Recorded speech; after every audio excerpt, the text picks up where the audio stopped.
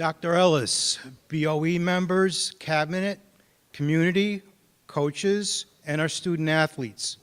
Tonight we're here to recognize our varsity student athletes and their achievements for the spring 2023 season. First, our high school offerings for the spring 2023. We have a varsity and JV baseball team that is merged with our two high schools, varsity and JV softball, which is also merged, varsity boys tennis team, our varsity boys girls and track team. We have one team at Spring Valley, one team at Ramapo High School, and we have a varsity boys and girls golf team also on its own at Spring Valley and Ramapo High School. We have 9 high school teams, and in those 9 teams, we had 230 high school student athletes this year.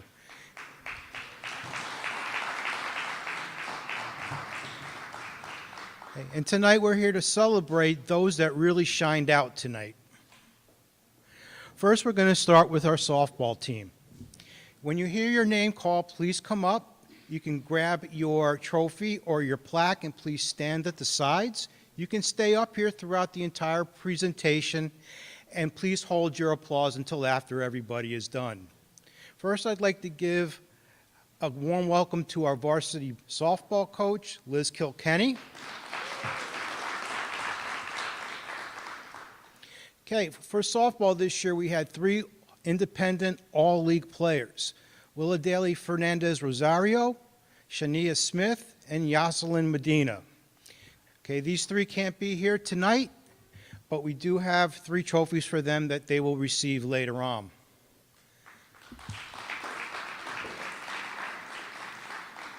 Next is our baseball team. Again, we had 3 all-league members for the independent baseball team. I'd like to give a special recognition to our coach, Coach Landry.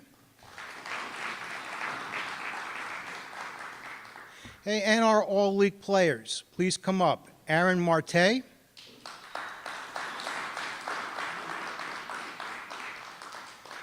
Juan Ferreira.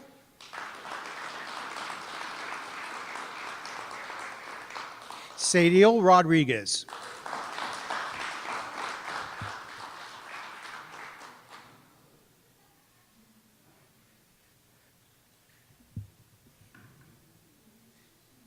Congratulations, guys. Yep.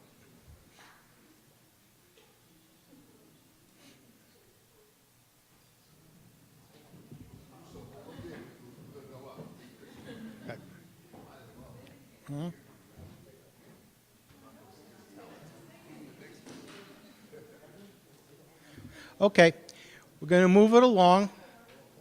One more picture with the superintendent. All right, here we go.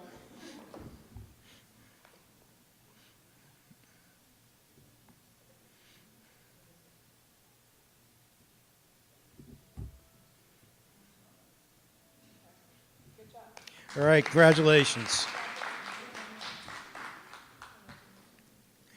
Okay, moving on to track and field, our Spring Valley track and field team.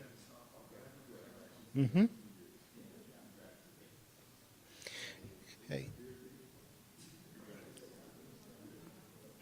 All right, as you can see in this picture, often it's said a picture's told 1,000 words, but you really can't tell much from this picture. Unfortunately, when we went over and put the slides together, this was supposed to be a little bit of a motion picture. But let me tell you the background about the 3 people that you see in this picture. If the video was rolling, they're going to be walking into Spring Valley High School Stadium for one of the county meets. On the right-hand side would have been thousands of student athletes and spectators for those county meets, and their eyes would be wide open and their mouths would also be open at the same time. Because Spring Valley here at East Ramapo School District, we finally did it. They said people out in other communities, we could not hold a major event, and we did for 2 years in a row.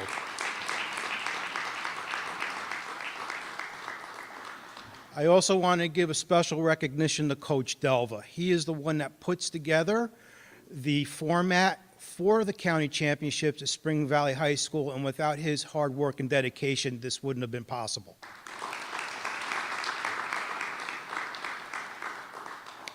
Okay, all league awards, please come up. Andrew Sutherland.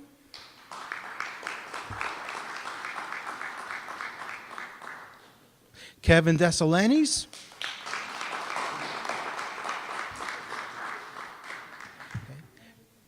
Okay, Justin Porter. Carl August.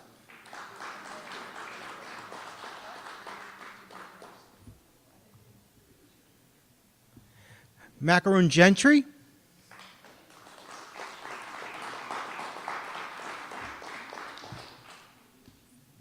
Giasandra Clerge.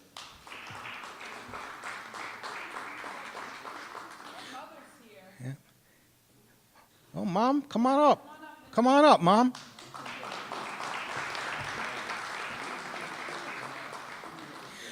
Lynn Jacob. Sydney Green. Kathleen Beijing. Glory Sherilyn. And honorable mention all league, Shipara Pierre.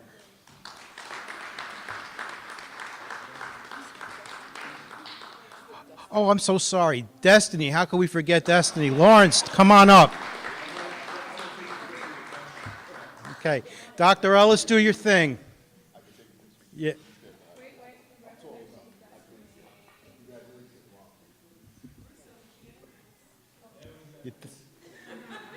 Why don't you come? Yeah.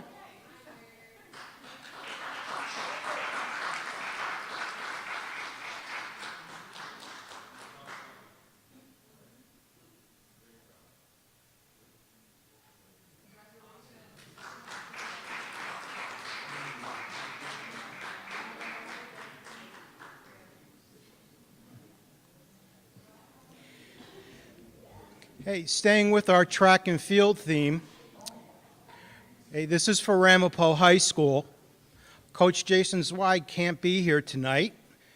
We have three individuals that we would like. That's right, we have three individuals that we would like to honor. Luigi Marin Jr., Scott Francois, Belki Dussier.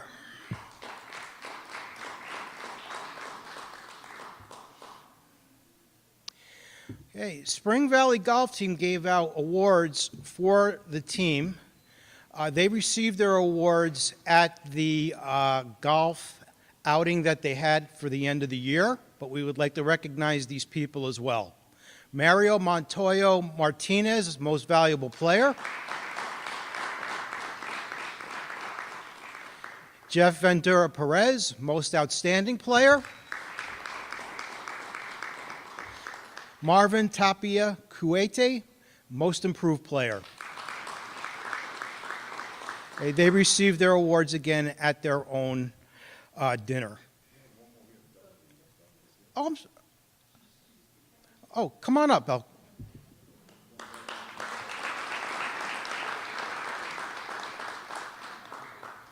This is Ramapo High School for track and field.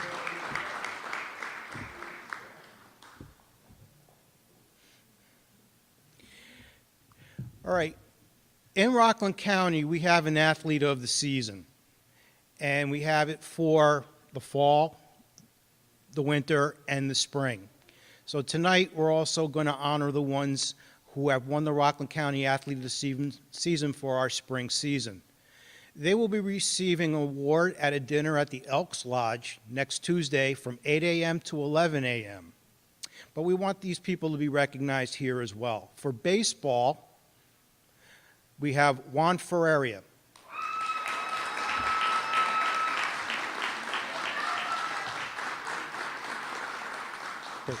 Your award will be presented at the dinner. Yeah, but, yeah. Okay.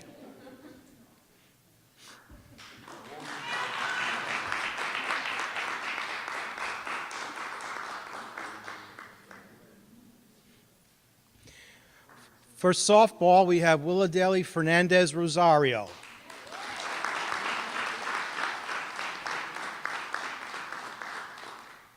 Track and field, Drew Sutherland.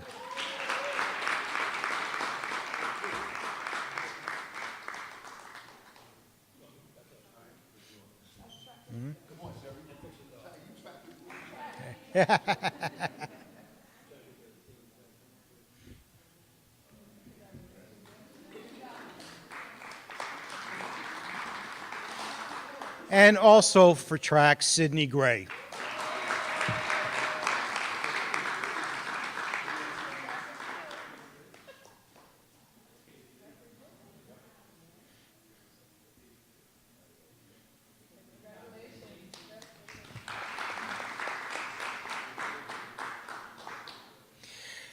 Yes, and we have a champion here at East Ramapo. Okay. Coach, come on up. Coach Kilkenny.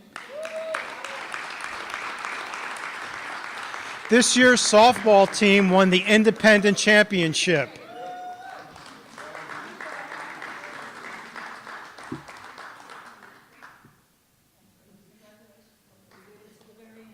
Yes.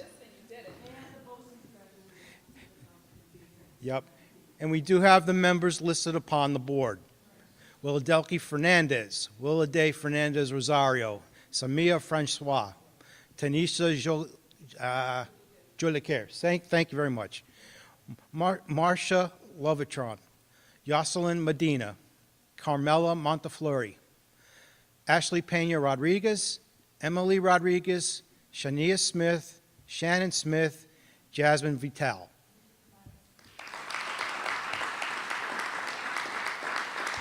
You all know Coach Kilkenny. I also want to give a special recognition to the assistant coach, Kiara Morales. All right, and that concludes our ceremony for tonight.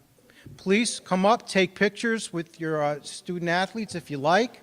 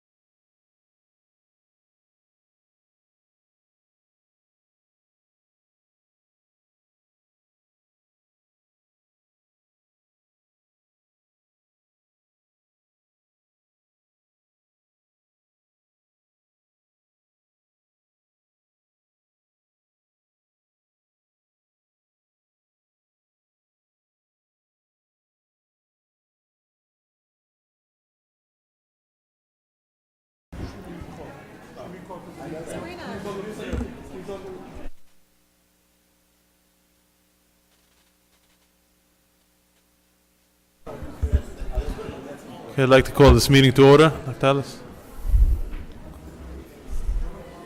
I don't know. Just everybody gets up here.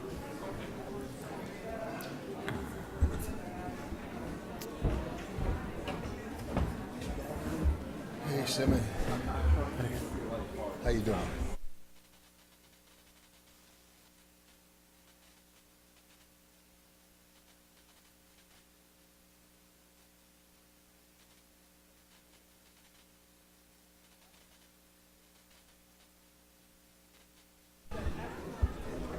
Thank you.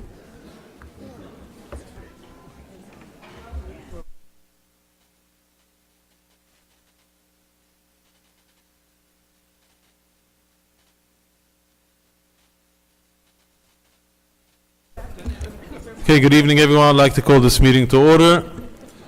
Please rise for the Pledge of Allegiance.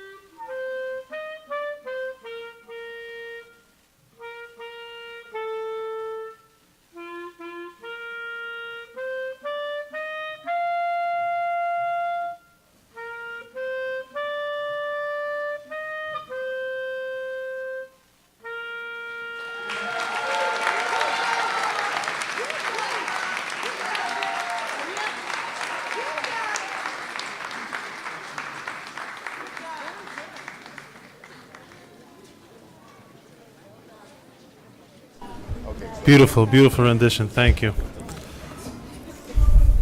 Okay, good evening, everyone, and welcome. Fire exits are located in the sides of the room in the front and the back. In the event of a fire, you will hear a fire alarm. At that time, please move in a calm and orderly fashion to the nearest exit. Now, tonight, we're going to be doing first a public hearing on the proposed 2023 and 2024 budget, as well as a public hearing with a presentation of findings and about the district's 2023 and 2024 Code of Conduct. After that, we will have public comment on the proposed budget and on the Code of Conduct only. Then we will adjourn the meeting, the public hearing, and then we will open up the regular public meeting, and there will be additional opportunity for public comment on the regular meeting. We're going to start.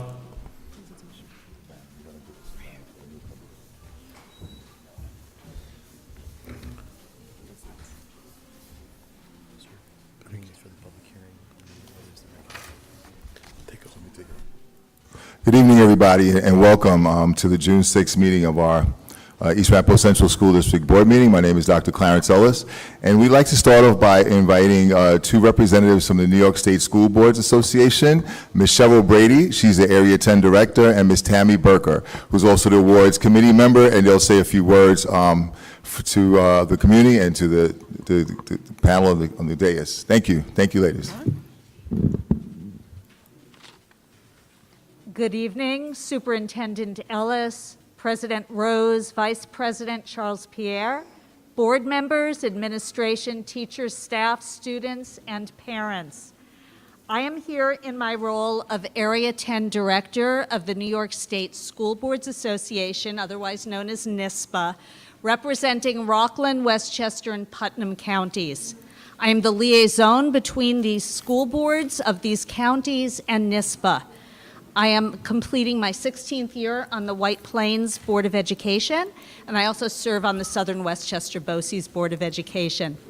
Very briefly, for those who may not be familiar with NYSPA, NYSPA delivers a broad range of services to its school board members and provides leadership to school boards in New York State through advocacy, information, and programs. On behalf of NYSPA, President Peggy Zugaby and Executive Director Bob Schneider, and I'm joined here by Tammy Bierker of the Clarkstown Central School District School Board, who serves on NYSPA's Awards Committee. I am pleased to present a Champions of Change Award to the East Ramapo Central School District in recognition of your newcomer academy. A drop of history about the Champions of Change recognition. A couple of years ago, NYSPA decided to create a program to highlight the programming that was bringing positive change to the students, communities, and school districts of New York State, the Champions of Change program. The recognition is unsolicited. There's no application, there's no competition. NYSPA's member relations team of staff combs through newspaper articles that highlight educational programs in New York State. In addition, member relations visits upwards of 300 school districts each year to discuss successes and challenges.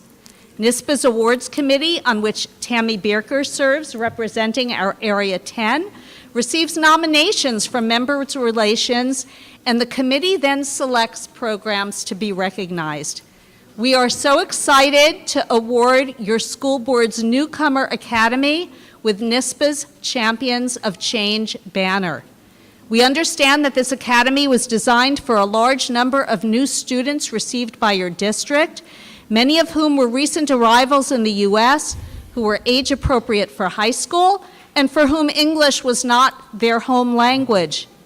And this Newcomer Center has provided a transition for these students with a full-day academic schedule, as well as social and emotional support with the sensitivity to cultural needs in preparation for their entering either Ramapo High School or Spring Valley High School. The banner reads, and let me unfurl it, Champions of Change, East Ramapo Central School District, Board of Education, Newcomer Academy. Thank you.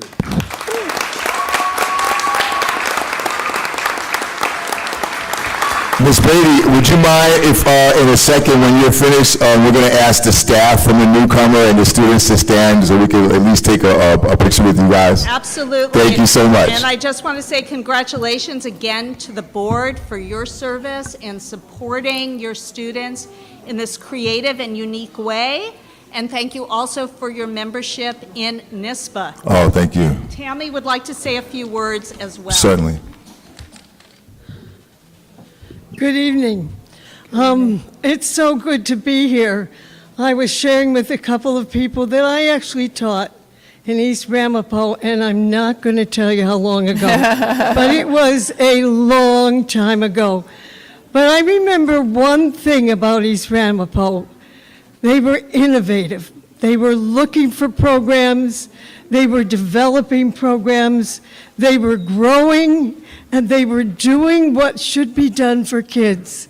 And when I saw this, I'm on the committee, the awards committee from NYSPA, And when I was reading over these, and we read them over and the committee votes on them, I was just dumbfounded that you had taken this situation that was so difficult and turned it into something so positive, and you have remained innovative. You have remained a district which is out there doing for all children, and tonight, I want to thank you. Thank you. I'd like to ask the staff from the Newcomers Academy to stand, and any students from Newcomer Academy, so we'll take a photo op.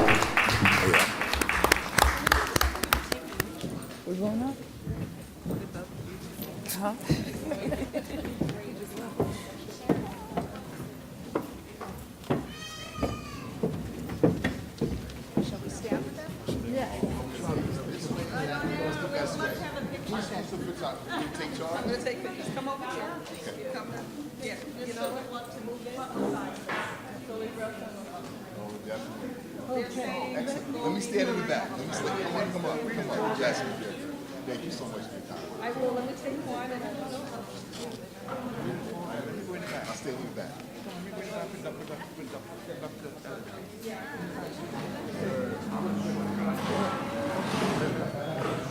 you want to move this table? No, come You want to move the table? Yeah. I will stand in the back. And let's make sure we all have the same camera. That's a real.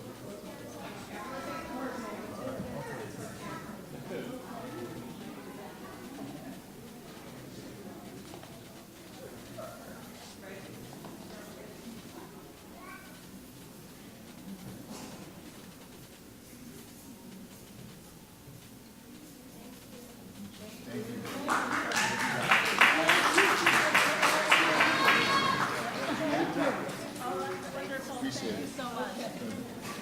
And don't be a stranger. I got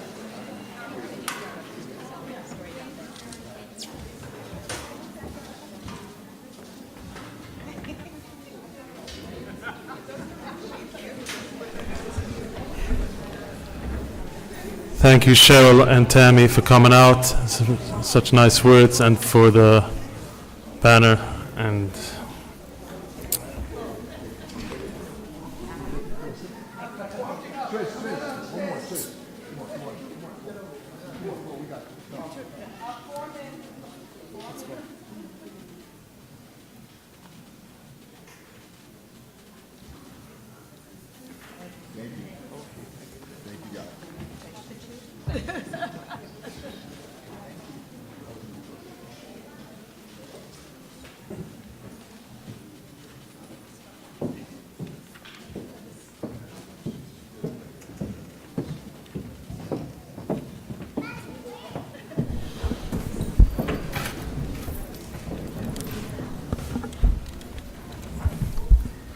okay, we will now move on to the public hearing on the budget and the code of conduct.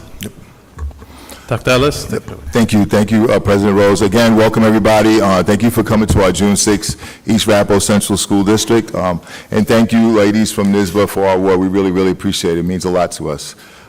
So we're going to start now with our budget revote presentation. Ms. Espinal? Good evening, everyone.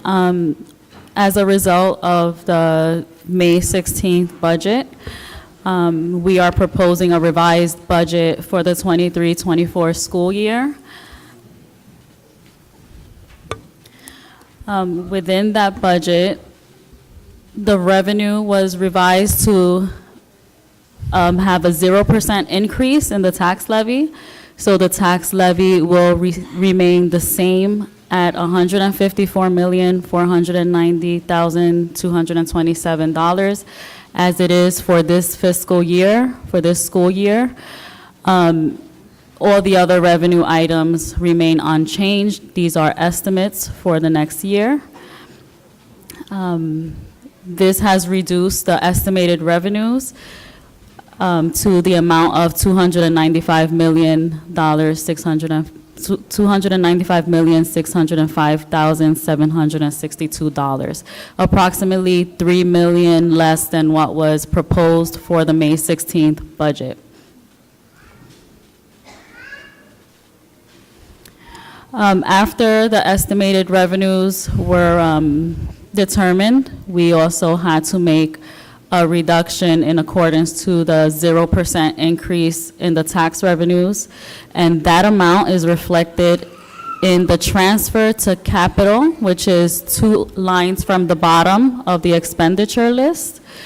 The transfer to capital means those are amounts budgeted to improve our school buildings and necessary projects. The transfer of capital was proposed for the May 16th vote at 10 million, but for the revote, it's reduced to 6.3 million. All the other estimated expenditures for the 23-24 school year remain unchanged from what was proposed for the May 16th budget.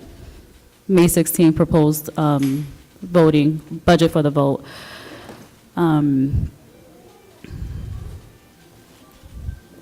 Just to highlight the change on the expenditure budget, we had to remove the estimated, we had to remove the plan to improve the playgrounds district-wide. That accounted for the proposed tax revenue that we are not going to increase for the revote.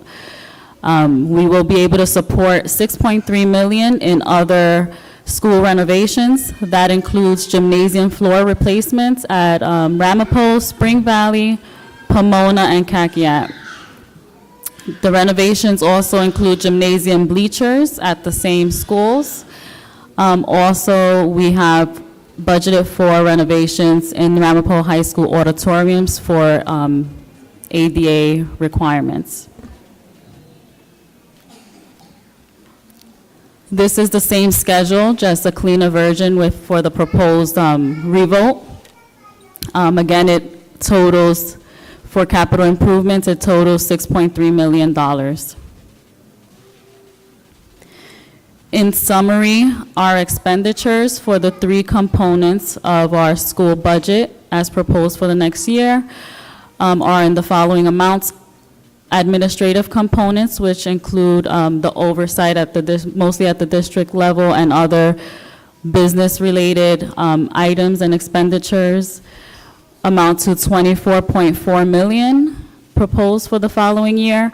And the program component, which is the amount of expenditures that are more closely related to teaching and instruction at the building level, amount for, let's go back, $242.5 million.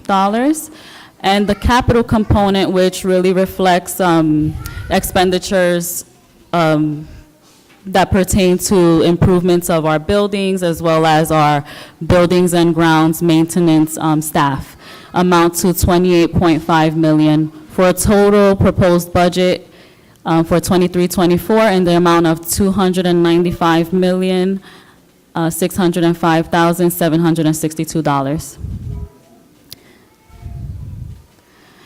After we revised the proposed budget for the decrease in the tax levy of 0%, I took the most up-to-date data from each town, which includes Ramapo, Clarkstown, and Haverstraw, and estimated that at a 0% tax levy increase, that is expected and estimated to be a decrease in the tax rate for all residents, regardless of the town in which they reside. So there for example, in Ramapo, it shows an estimated change of a decrease in 1.42%. For Clarkstown, it's estimated at a decrease of 9.22% in the tax rate. And for Haverstraw, it's estimated at a decrease of 5.49%. That's the impact of a 0% tax levy.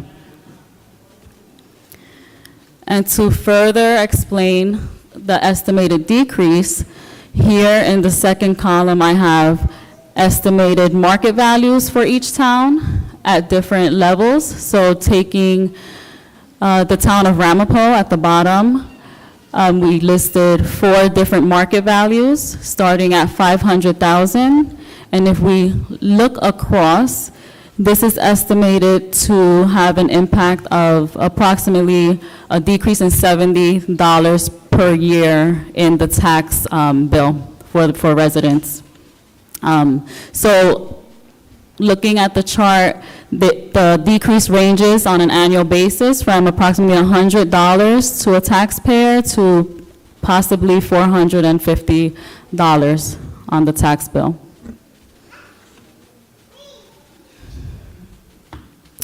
To elaborate on the results that happened on May 16th, this is a chart that I have been presenting several times in the budget presentations.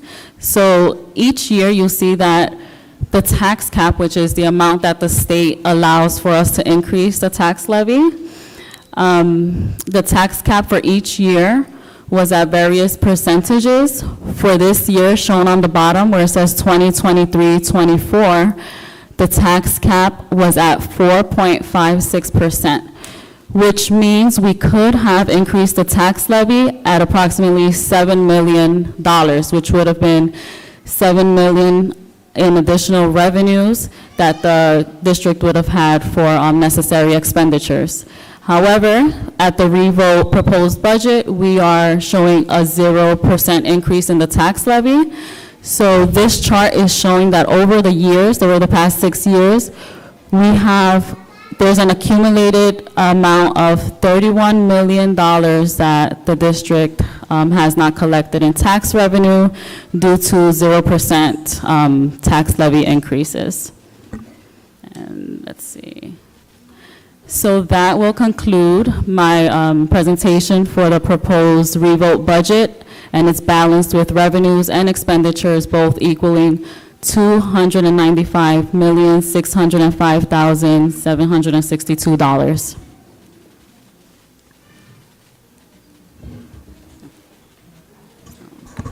Thank you, Ms. Espinal. Thank you, Natalie and Dr. Ellis. Yep. And now, I believe I would like to, before I turn it over to her, I would like to point out we used to call over Miss Iwaha, but now I heard that she is Dr. Iwaha, so I want to acknowledge that. And we're lucky to have you on our team. That being said, perhaps you can do your presentation about the C3. Dr. Iwaha, take it away. You caught me off guard. Thank you. Oh, I'm sorry. That's quite all right, but we're quite pleased right now to have, to bring up to the podium Dr. William Turner from C3, and if I can get some help to give him. Welcome, Dr. Turner. Good seeing you again. Good evening, Dr. Ellis, Board President, Vice President, everyone.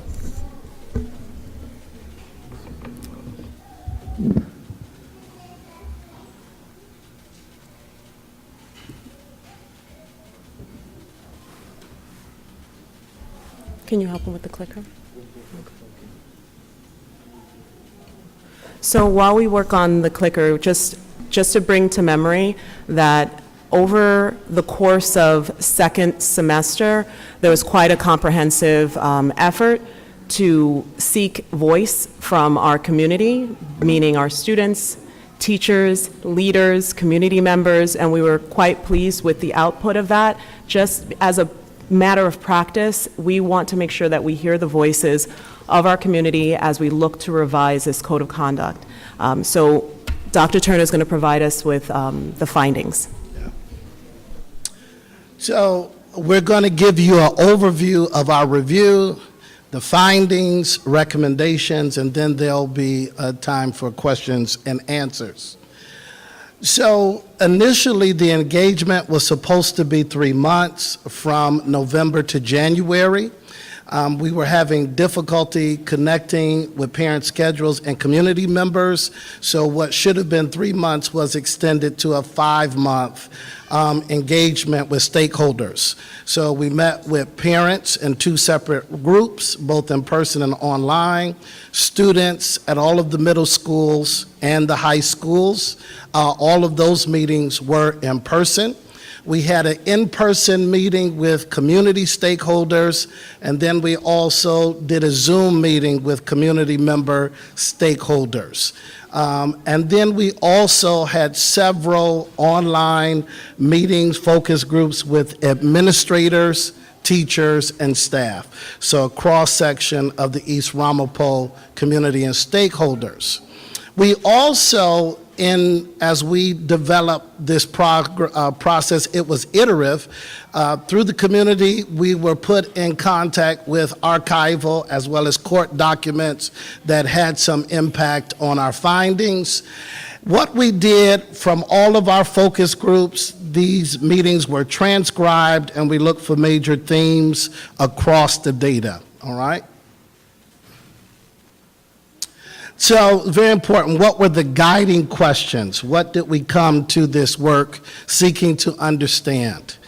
There was a need to understand community and parent and student engagement. So the first question was, tell us what they knew about the current code of conduct. We wanted to assess familiarity with the document, ease of use.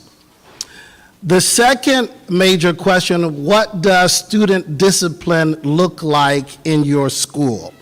To get a perspective of how, in practice, the code of conduct is being implemented or utilized. The next 2 questions were about strengths and perceived strengths and weaknesses. We asked the group what works well in the current code of conduct. And then we also asked, where is there room for improvement in our current code of conduct? We came to this work with the 4 questions. As we began the work, the 5th question emerged because we kept getting feedback around the core values of the district. So after our initial meeting, we added this 5th major question: what values do you believe should guide the revision of the code of conduct? And we'll become more clear why this is important when we get to the findings. So what the stakeholders told us. So probably one of our most important stakeholders are the students. That's why we're all here. Students across groups. Schools are full of nice people, but there are some bumps. The idea they perceive that the environment is a good one and that there are not major issues, but there's room for improvement. Students thought that their schools were mostly safe, that there were problematic groups, but not the majority of students. You see this in the next point. There is some conflict that occurs. But from students' perspectives, adults in buildings focus on the conflict, but are not necessarily getting to root causes of conflict. Across student groups, there is an overemphasis on clothing in the educational environment. Suspensions should be, I'm put a big toll here.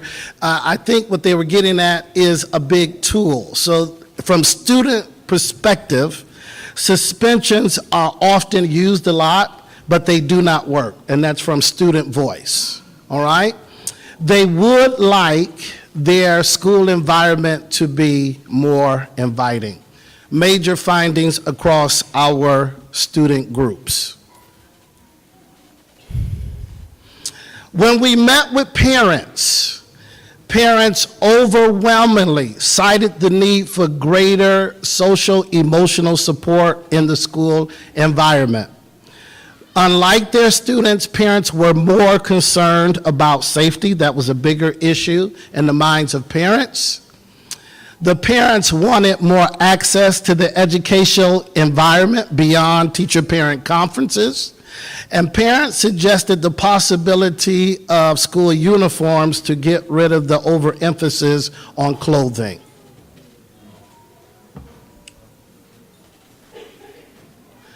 Teachers and administrators.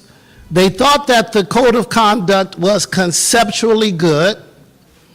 They wanted more student-friendly language, so they found that the code of conduct was more adult or professional-oriented and not necessarily accessible to students. Thought that the code of conduct was outdated, and so it needs to be updated. They argued that the district is moving towards restorative practices, but they could not find restorative practices as being emphasized or highlighted in the current code of conduct as it is. They argued that the code of conduct needs to incorporate more of East Ramapol's core values, as is contained in your mission statement. Administrators, in particular, desire greater discretion and flexibility in discipline. The teachers push back that they would like disciplinary responsibilities between themselves and administrators clarified in a better way.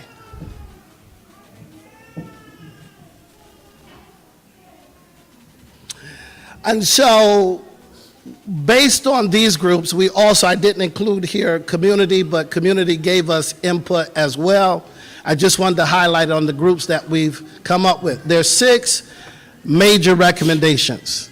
The code of conduct should more thoroughly reflect the district values was our first recommendation that came out of those teacher administrator groups. How do we align the code of conduct with the values that are stated in our mission statement? Recommendation 2, more opportunities for parents and students to engage with the code throughout the school year. There seemed not to be a lot of parent and student engagement with the code except from initially in the beginning of the year. We would like to see the code of conduct become a more restorative type of document. Recommendation 4, we encourage the use of a discipline matrix to probably get at some of that clarity between what administrators are asking for and what teachers are asking for. We thought a matrix might help in that regard to bring those groups closer. We recommend that the revision include language around cultural learning, cultural humility, and restorative practices. And finally, it is recommended that the administrative team collaborate in a greater way with community partners to facilitate greater cultural awareness throughout the district.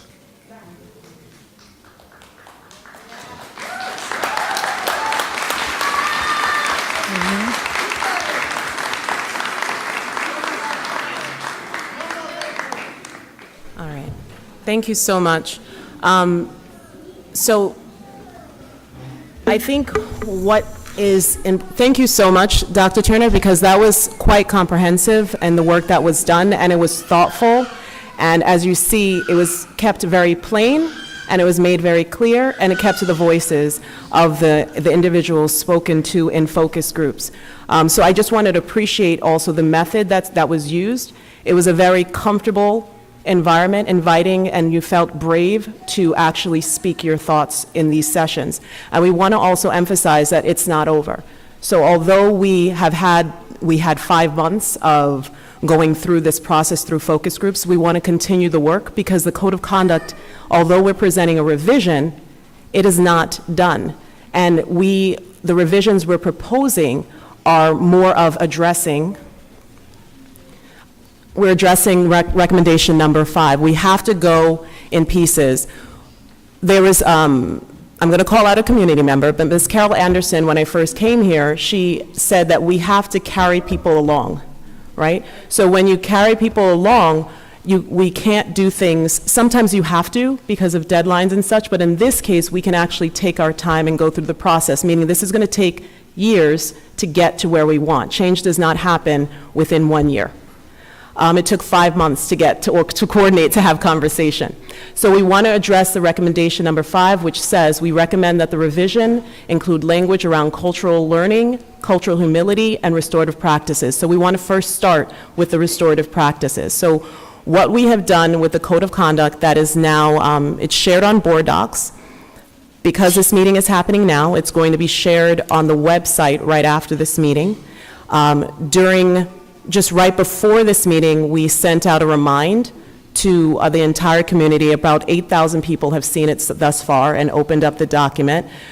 We are presenting this document where it's a link. When you click on the link, you'll go onto the document. It's in the 3 languages, Haitian Creole, Spanish, and English, where you can read the revisions. All revisions are in blue. So the revisions you'll see are in the beginning, in the acknowledgement, and at the end with terminology. That's all that we did. We added. We didn't remove. Because if we're going to focus first on language, we want to create shared language, shared understanding of language, and use next year to be able to introduce this language. So the beginning acknowledgement talks about process and restorative practice. At the very end, there's restorative practice terminology. Our hope through our long-term strategic plan is to work to ensure that we build the language around restorative practices. So at this point, just looking at the timeline for the board to know is that this is now available for viewing. It's going to be up for a week. Public comment on this will close next week, June 12th. We will review it, and then we plan for a submission to the Board of Education for approval on June 20th. Thank you. Thank you, excuse me. Thank you, Dr. Iwaya. Just one recommendation. When this is posted on the website, can we just make a note, the pages where the revision was made, so that, because it's 63 pages, so that people are not flipping? I mean, they can feel free to go through the whole code of conduct if they, would like, but I think that if we're focused on the revisions, it would be nice to make a note of what pages to go to. Yes, and we can do that. On also, everyone should note it's in blue. So Correct. all of the recommendations, it's in the very beginning and very end, and we'll include the page as well. Okay, Thank and you. if we have printed versions as well, maybe create a cover page with that same exact note on the cover like- page? Okay, so have the note on the very front? So we Correct. can update it. So right now, that first cover page makes a note that all revisions are in blue, and we can say the page right after it. Okay. So we can update that. Thank Yeah. you. Thank you very much, Dr. Iwaya and Dr. Ellis. I will now open up the floor for public comment. Speaker number 1. And just to remind everyone, again, this is going to be the public comment on the public hearing, and on the budget, and on the code of conduct only, and then we will open up the regular meeting. We'll have public comment for all other issues or anything, comments. Speaker number 1. No, this is for the public hearing. Okay. Then we're going to adjourn this, and then we're going to open up. Public and budget? Oh, so this is for the budget hearing? Sí. Yeah. So I will introduce myself in English and then my speech will be in Spanish. So have that. Yeah, well.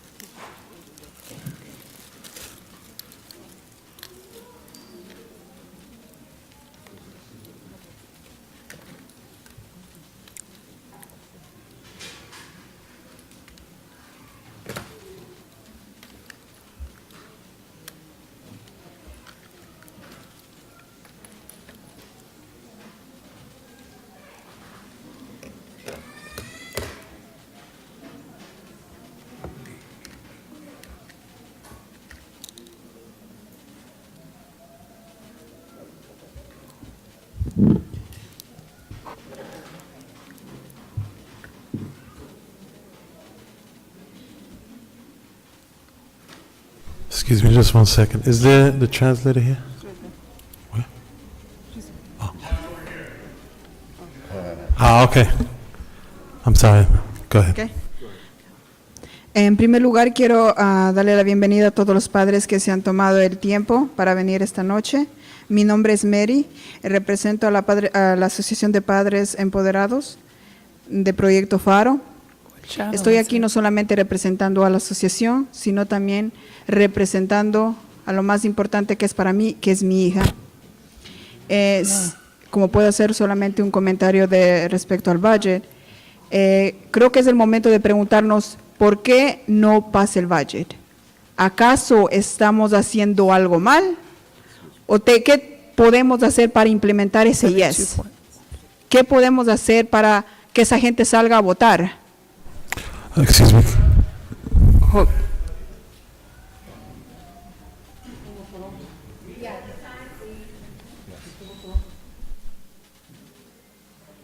Yeah, you got it? Yeah, you got it?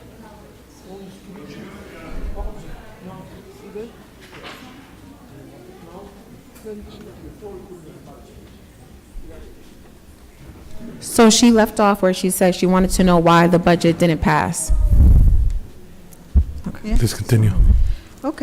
So, estamos haciendo lo suficiente para hacer que toda esa gente salga a votar. Cuando la gente dice que los inmigrantes no pagamos impuestos, ¿qué es lo que pasa cuando una persona que puede salir a votar para un yes nos está cobrando por un apartamento $3,000, $4,000 y esa gente no quiere salir a votar? Creo que no es injusto cuando ustedes les digan, padres, que nosotros no pagamos nuestros impuestos. En lo personal, yo sí pago mis impuestos. Pero si la gente que no lo hace,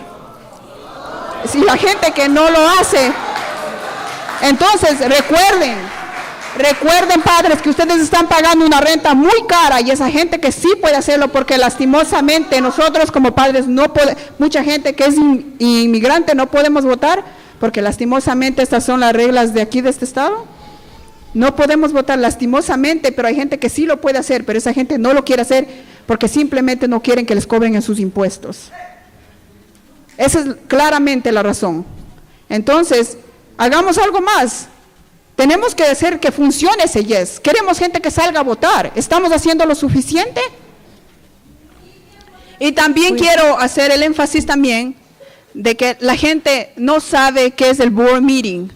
Yo estuve en una sesión de Zoom con 100 personas y cuando la persona administradora de Zoom le preguntó a la gente que si alguien sabe qué significa el board meeting, solo fui yo la persona que dijo que sabía qué era.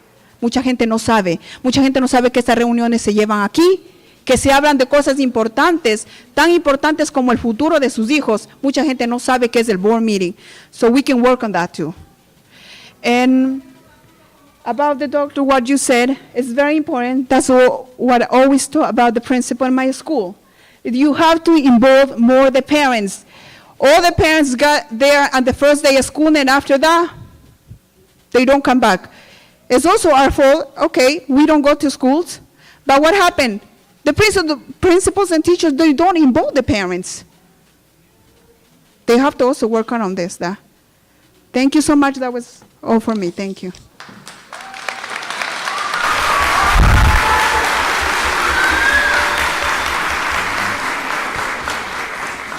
Thank you.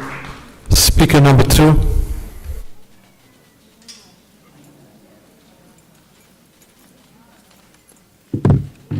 First of all, I'd like to thank all the parents for coming out. You two nice ladies, thank you for recognizing East Ramapo. Stick around. Third of all, I don't even know what's going on here. All right? Last board meeting, I heard on YouTube, why do we need another vote? Hold it, let's turn this way. Let's wait till next year? Are you guys joking me? We already have enough divide in the school between private school board members and us, and you're sending me a message that says you don't need us to re-vote, you don't need us to win another vote. That's what you're sending to us. As far as these classes are concerned, Spanish kids still can't understand. How many parents in here, children, do not understand what's being taught in the classroom? ¿Cuántos padres tienen niños que no están escuchando y no comprenden en la clase? En escuela, dígame, leve la mano, levántate la mano, levántate. I want New York State to step in, because these parents need help with their kids. And you're talking, doctor, forgive me, you're talking about what? You're talking about common ground? These are 10 different cultures, maybe more in this room. We need more than common ground. We need protection for our kids. We need a solution, not 5 months of working on it. We need the gangs to stop. We need parents to stop being afraid that they'll get retaliated by the school, by private school board members. We need the parents to understand that they have a right here. We need understanding and compassion in the school because we're dealing with a different type of race. 85% of that race is us. Hispanics, Latinos unidos, we are united now. I'm not going for what you said, excuse the malarkey, but what you said makes no sense unless it's implemented right away. Did we take away the bullying? No. Did we take away the sexual harassment? No. Were you there for the students that fell and suspended for protecting themselves? No. They have been taking away from our kids far too long, and it has to stop. Who's protecting them? Who's protecting them from being bullied and fight now? Your plan has been implemented for 5 months. Did you speak to anybody in that community? What specific set of kids and parents did you speak to? Your own group? Because it wasn't out there in the community. Wake up, my brother, because you're selling us out.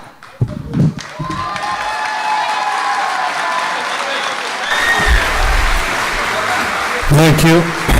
Wait, President Rose, can I just have 2 seconds because my daughter has to get ready to leave real quick? Sure. I just wanted to say, I know that we have like all these presentations in regards to why it's important for the budget to pass. And I guess like just to talk to our community and connect, I am one of the board members. I'm gonna try to do this without crying. Mr. Davis is in the district, and Mr. Davis, I don't know if you remember, but when I was in high school, I had gotten pregnant and I couldn't attend school anymore. So this is the reason why we need this budget to pass, because we have educators and teachers who go above and beyond to make sure that, you know, I'm able to be in spaces like this. So Mr. Davis, when I got pregnant, you came to my house and you taught, like you went over everything with me and you made sure that I didn't get left behind. And you saw me as a student and as an individual. Instead of lecturing me, you made me feel comfortable.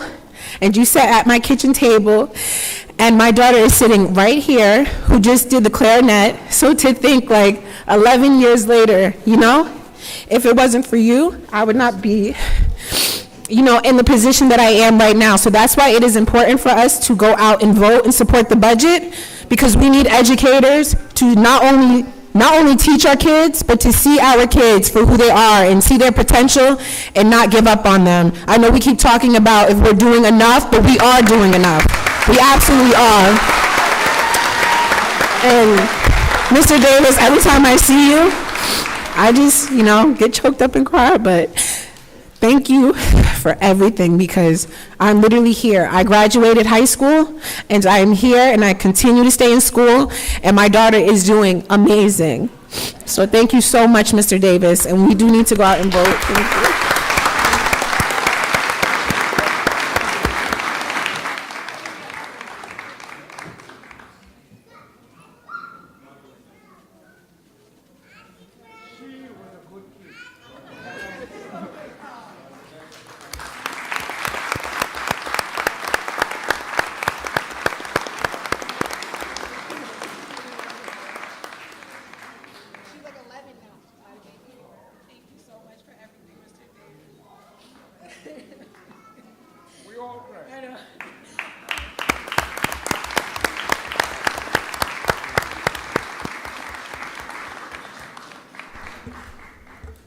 Oh, thank you, Ashley, for sharing with us. Those are powerful words, and thank you.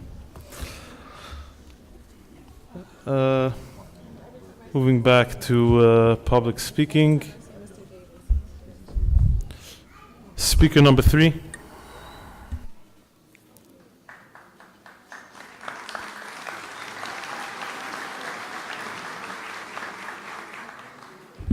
Good evening with everybody. We are here because we want you work with us to pass the budget. because we deserve the educations like everybody else in the state. We want to keep all the programs for our kids, sports, music, all the kind, because you know, when our kids are busy, when our kids are in school, they are safe, they are protected, and we can work in peace. Because we need to go to work, and we need safe mind that our kids are good. So if the budget doesn't pass, we're going to be in trouble. We have to be worried, where are the kids, what are doing? We just, please, we are not here for have a fight, arguments, or anything. Just we want the budget for our kids deserve. That's why we pay our taxes and work. We are a community. We need work together for our kids. Our kids are the future. They don't receive the education they need. What we're going to expect about our kids. We want our kids to finish high school, go to college, and everything. But they need fun time too, music, sports. That's our kids deserve. Your kids, my kids. Please, please, just we want work together. We don't want to be fighting because we are that, we are of that. No, we are the same. We are part of our community. We are together for work this time. Just please and please, we want to pass the budget so we can be in peace and happy. Thank you very much.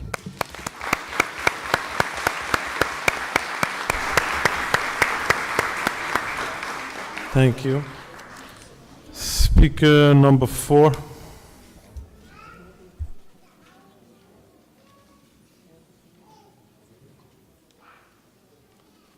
Mi nombre es Victoria León. Yo tengo un niño especial. Just 1 second, please.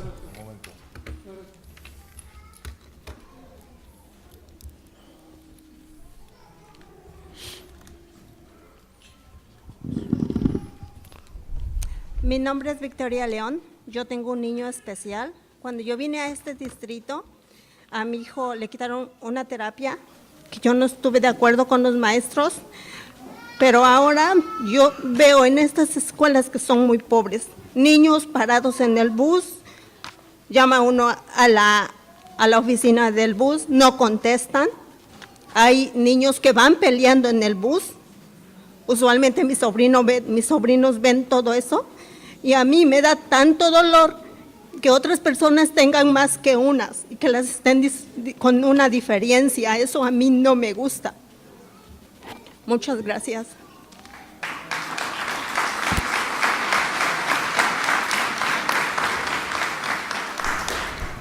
Thank you. Speaker number 5.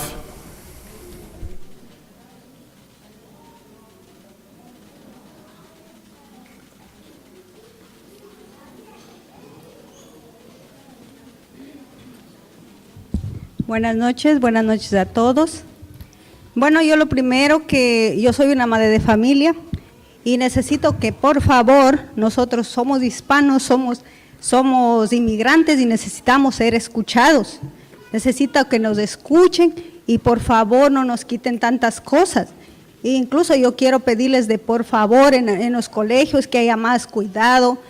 Dicen que quieren quitar los cuidados de la escuela, las ayudas que están dando para que la policía cuide más a los niños, no, eso nos quieren quitar.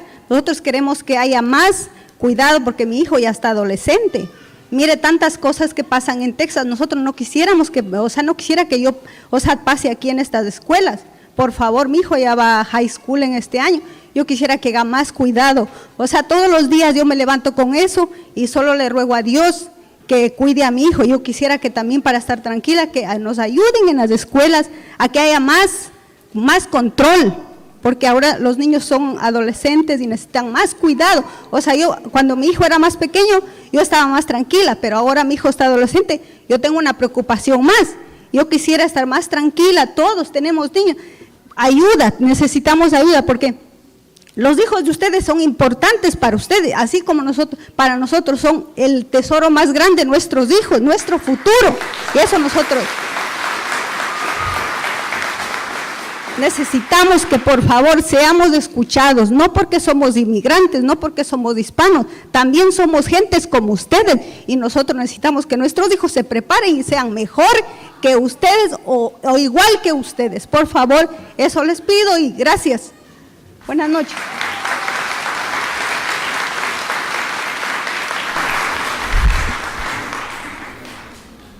Thank you.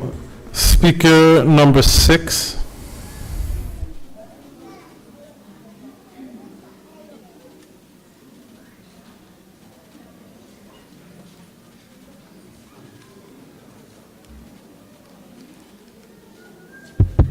Buenas noches a todos. Vengo a presentar toda mi gente. Yo les vengo a decir que qué es lo que pasa que dicen que el presupuesto, ¿qué le están dando? ¿Le están dando a los judíos? ¿Por qué sus escuelas las tienen más mejores que las de nosotros? ¿Por qué? ¿Qué hace aquí Ramapo? No hace nada. ¿Por qué las otras escuelas que son de New City, de otras ciudades, están más mejores que estas? Estas están todas horribles, todas.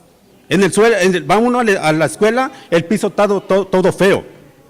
Va uno ahí, hay bullying en la escuela. ¿Qué hacen los maestros? ¿Qué hacen ahí? Por eso hay un director que tiene que poner el alto a todos, ¿no? Díganme, que ustedes digan, nada más porque están aquí sentados, van a decir, ¿les ayudamos? No, eso es ser hipócritas. Es no ser hipócritas. Cuando, como dice uno, si es un presidente hay que apoyar, hay que ayudarlo a todo el mundo, aquí de Estados Unidos nada más. Nada más.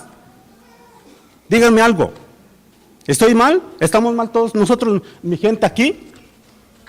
¿Qué dicen? ¿O es de que los judíos, o dicen, es de que esto está más, están unidos? No, también nosotros estamos unidos nosotros también. Y no le tenemos miedo a los judíos. Ahí está. Gracias. These are not, Rose, hold on.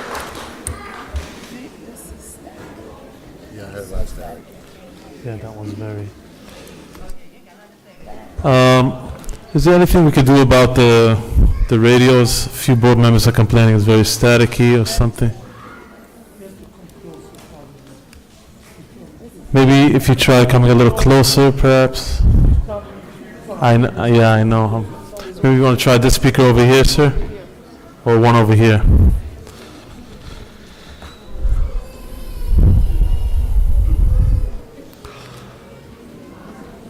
Speaker number 7.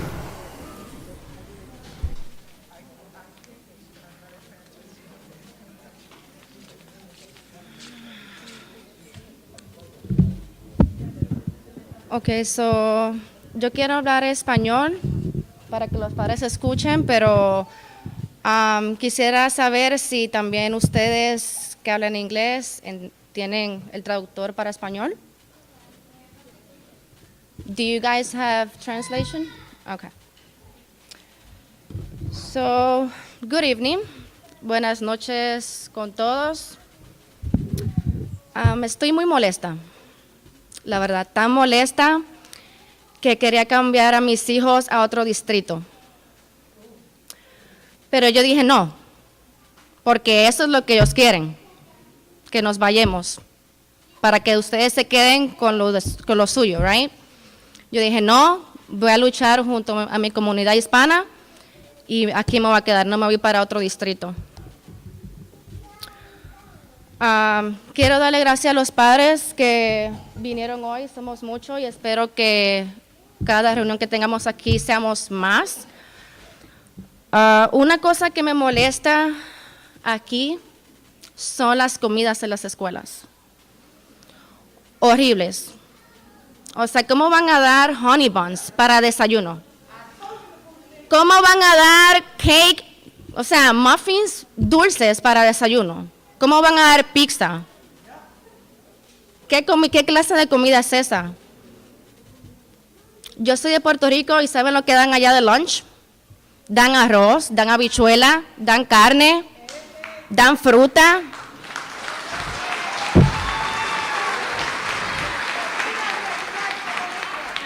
¿Qué pasa con la comida aquí? Encima fría. ¿Es en serio?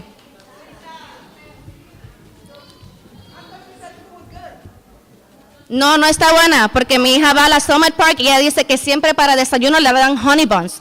Honey buns for breakfast. Are you serious? For breakfast? For lunch pizza? Are you kidding me? So another thing that is bothering me is the school safety, especially in high school. My daughter, she's not in high school yet, but she will be. And I don't want to be at work. No quiero estar en el trabajo y preocuparme de que mi hija le puede pasar algo en la escuela. Porque mi hija no está en la high school todavía, pero ella va a ir. Y me siento preocupada cuando yo vaya al trabajo y mi hija le puede pasar algo. ¿Cómo es posible, por ejemplo, en la Ramapo High School se entró un muchacho en una motocicleta? ¿Cómo es posible eso? ¿Cómo es posible que en la Spring Valley High School un niño acuchilló a otro estudiante? Y lo mandaron a Westchester. Tengo que decir los demás incidentes porque yo creo que ustedes sí saben lo que está pasando, pero no hacen nada. ¿Por qué? Mira, yo estuve en la Constitution High School en Pennsylvania. You know what they had there? They had metal detectors.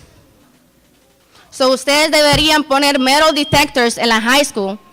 O mínimo, ya que están hablando mucho que es mucho dinero, mínimo que cierren la puerta.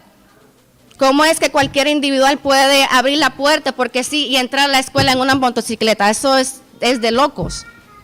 ¿Dónde está la seguridad de la escuela, los security guards? ¿Dónde están ellos?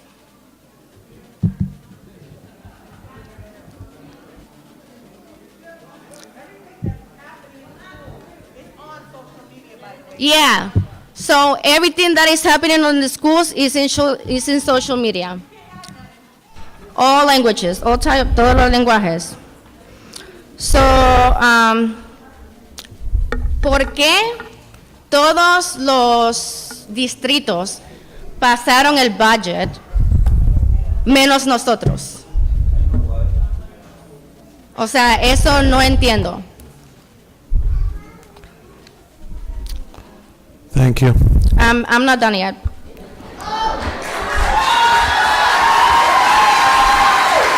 Okay, I'm not please done wrap yet. it up. There are people waiting with you. This is my first time and I wrote down some notes, so Ma'am, there are other people waiting. Please wrap it up, Yeah. please. Thank you. okay.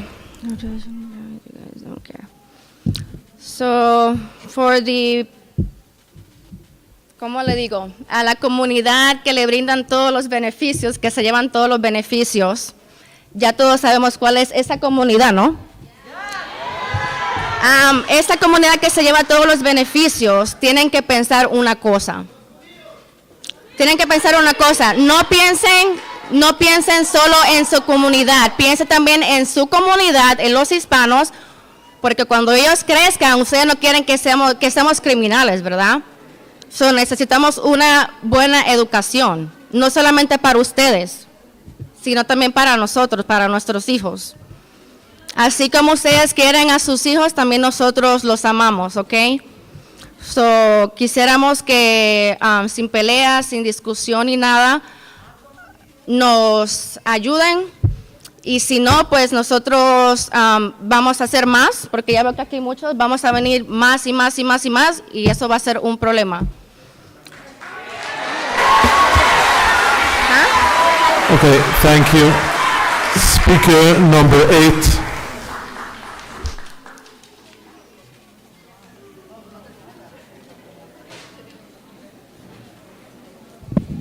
Buenas noches con todos. Yo tengo dos niños especiales. Una niña pequeñita es sorda y el otro es autista. Con el niño autista no tengo problema, pero con la chiquita me la quitaron el programa de verano. Dice que ella ya no necesita el programa de verano porque no necesita más terapia. 1 minute, please. I ask the public to please keep it quiet while somebody is speaking so we can all hear her. Thank you. Dicen que ya no necesita terapia porque ella no se olvida las cosas. ¿Cómo no se va a olvidar si ella no está escuchando lo que están enseñando todos los días? Ella necesita el programa de verano y ahora me cortaron el programa de verano, supuestamente porque ella ya no necesita. Y la doctora audióloga de Westchester me mandó diciendo que ella necesita todos los días terapia. No pueden cortar la terapia del habla ni de la profesora de hearing test. ¿Por qué? No sé por qué están quitando si mi hija necesita y es especial. Ella es especial y me dijeron que yo tengo derecho, que puedo yo agarrar un abogado, que ustedes tienen que dar el servicio que necesita mi hija. Tienen que dar, no pueden quitarle. Y yo voy a buscar un abogado, si es que no me ayudan, yo voy a buscar un abogado. Eso quería hablar yo, gracias.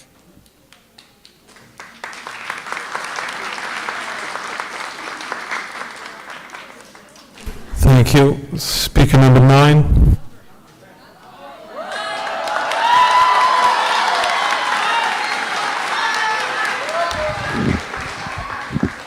Good evening, ladies and gentlemen. Muy buenas noches, comunidad.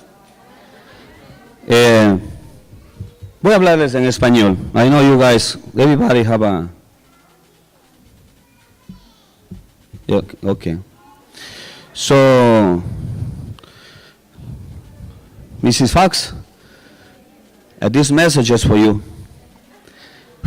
Couple years ago, we was 100% you guys was bringing justice here to our district. But you see 2 years pass, nothing changed here. It's the same words and words and words. I'm gonna answer for our sister why she say our children's that not have good educations, why our school flooring parts look like this, these styles. You know why? Because all these outsiders who sitting in here, all these people who come from the private schools, they don't care about public schools. They don't belong here. They don't understand what I mean the word education. I'm not fighting, I'm not against you. Mr. Harry Grossman, you here almost 8 years. What you did for our children, or what you doing in our children's? What? What you guys do for our children is nothing. Listen, guys, if you can't do the job, just get out and leave our schools. Mrs. Fox, in these schools, like in every district, this is shame on them and shame on everybody here. You know why? The people who sitting in the board should be every people who have students in our schools. But we pay the taxes. Look how is the dirty politician mixing here. Because pay the taxes, they come to destroy our innocent children, Mrs. Fox. Señores, gentes inocentes, innocent children, they destroy every single year. Every single year. I'm not fighting. I just say what our sisters don't understand. She also was talking about food. Last time, 78 innocent children went to hospitals. I voted here, all the social media was here in every language. I came here, I went straight to the public cameras. I start giving food for everybody. Guess what? One little kid who's sitting in here, he took me straight to the court. I don't care, you can take me 10 times. You know why? Because we are victims. We are victims here. You guys have to understand, the outsiders have to understand, we are the victims. We are victims, that's it. So, what's the solution in here, Mrs. Fox? What do you think is the solution here? Just, I know you're living with the better money and you don't care about, you didn't do no a single, no favor. You didn't do a good job what the state sent you to do. Justice was not here. So, thank you very much for your service. And please, I will so happy you write a note. In here is not going to change nothing. Even the budget pass or not pass, this money is not coming for our kids. This money disappear This money disappeared like in air. So this is the so sad. Mrs. Fox, you're going to tell me this is not true? Look the other schools, other districts and around. Totally going good.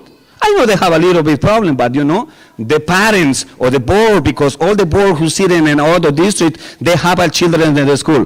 What happened in here, we don't have it. That's the reason why outsiders have to leave from our school. Or at least you guys have to have a kids in our school. You guys, then you understand what is the public school. Thank you very much, and please, if you guys don't do the job, please leave it. Leave it. That's it. Don't stay here. And also, don't be puppet. Please, the human not supposed to be puppet here. Just don't sign whatever it is. Next time, for the puppets, I'm going to talk with first name and last name. That's it.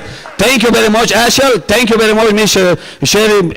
Believe me, God is God. But remember, people, one day, everybody, we went 5 feet deeper in the ground, and then you got to pay for all these things with you. Because you know what? Whoever destroyed it to the innocent people, one is criminal. And here's 10,000 innocent children every year. I'm a liar? No. You can ask the public. Yes.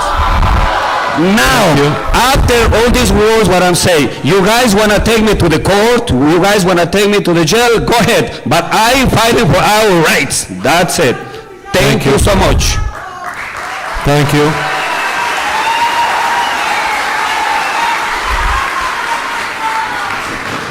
I will now make a motion to adjourn the public hearing on the budget and code of conduct. Do I have a second? Second by Mr. Gruber. All those in favor say aye. Anyone opposed, abstain. Motion carries. We will now call to order the regular meeting.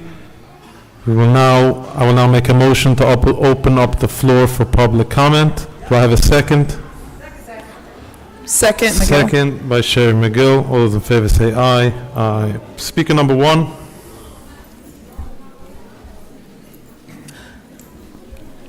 What just went on here is true fact about lack of communication. Why were all these parents not speaking in the second one? Lack of communication. Where was the translator to help these parents? This all should have been now. Okay? The board meeting, the votes, Dr. Ellis, come on now. In the private community, I'll show you pictures, man. No vote, no vote, no vote. Who runs it? 1, 2, 3, 4, 5, 6. It's enough of taking away from us. We're here to stay. Go ahead and try to call the cops on me again, like the speaker cards were missing before. Guess what? I got video footage of that. I got video footage of the whole conversation, bro, and I can hand it over to the news. Y'all want to misuse your power of authority? Whoever works for the town around to call the cops on us, and you working here, you bugging. You crazy. Yeah, I'm coming out now because I do have the conversation when I went to the police station in a walking cam, which is legally by law my right. Y'all got busted, misuse of power. Board members, wake up, it ain't happening. All right, everybody's coming in here together. Cada 2 semanas hay un reunión de padres, todo venga. And ain't nobody going nowhere. They're gonna still keep on coming to fight. Private school board members, we want you down. We don't want you here. We want the state to take over. That is the message, enough corruption. And if anybody else got a problem with that, let me know now. This is what we want. You cannot put us back to Martin Luther King days or slavery days. We're not slaves. We're free. We bleed the same blood you bleed, and I'm tired of sitting down and not standing up, so I've been standing up, and I'm going to continue to stand up. Because all these parents here, children, deserve an education, deserve a future, and I don't like the word undocumented. I don't like the word illegal. We are united, unidos. One as one. We are one here. We are all Hispanic. We are all people together. We are all one. It's time for a change, and the change has to start now. You want to go back to the state and say something? Tell them to take over. Because we are fed up. We are tired. I am tired. I want my child to succeed, and I'm getting her out of school early because of this school. So she can go to college and get a better education, because one isn't provided here. A safe environment isn't provided here. Decent meals isn't provided here. Spanish people are being taken advantage of. They are not being treated equal and fairly as humans should. Education is not given equal and fairly. Do you know, I took my daughter out of private school because it was too much for my pockets. First day she goes in, Mommy, I'm in a class of kids that don't speak English. In high school, they're learning about hard hats. I said, baby, what are you talking about? They're learning about construction worker in 11th grade? Really? Watch them cut me off for this. Because we don't have rights. We don't have fairness in here. And we need New York State to step in and take care of them off the board. And this is not discrimination. This is not anti-Semitism. Because ever since they've governed the board, our district has been in a peril. Because our children, whether they're black, white, Hispanic, and everything else, don't matter. Our schools have asbestos and everything else, and they want to move the playgrounds. For what? They want to take the playgrounds out the budget for what? Our kids need those too. Walk through the schools, ladies. Do that. See the asbestos in the gyms, in the auditoriums, in the classrooms, but they don't think that's dire need, so it's okay if it goes into kids' lungs. But they want to rent the school out at the summertime for the private school community because they think that the gym is luxury. They have their own schools. We want the outsiders out and to stay out. Thank you. Speaker number 3.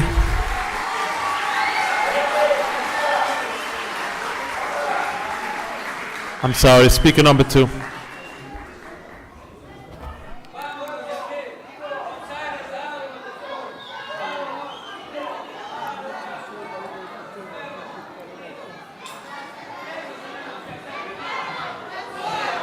Ms. Anderson, take 1 minute. 1 minute. Thank you.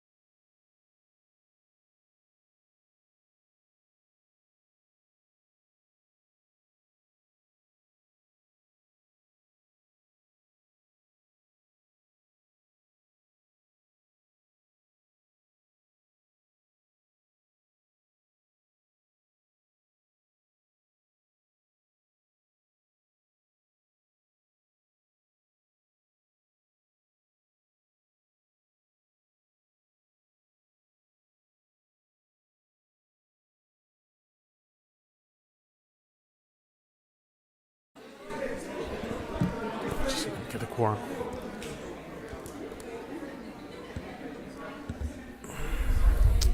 I'd like to call this meeting back to order. I don't have.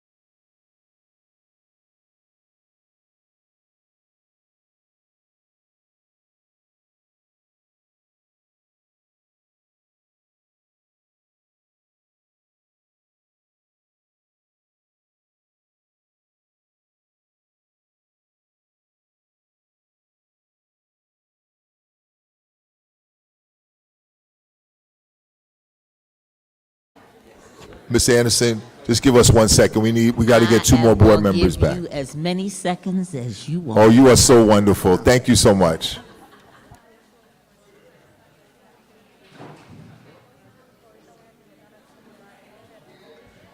Because when I speak, I want all to listen, okay?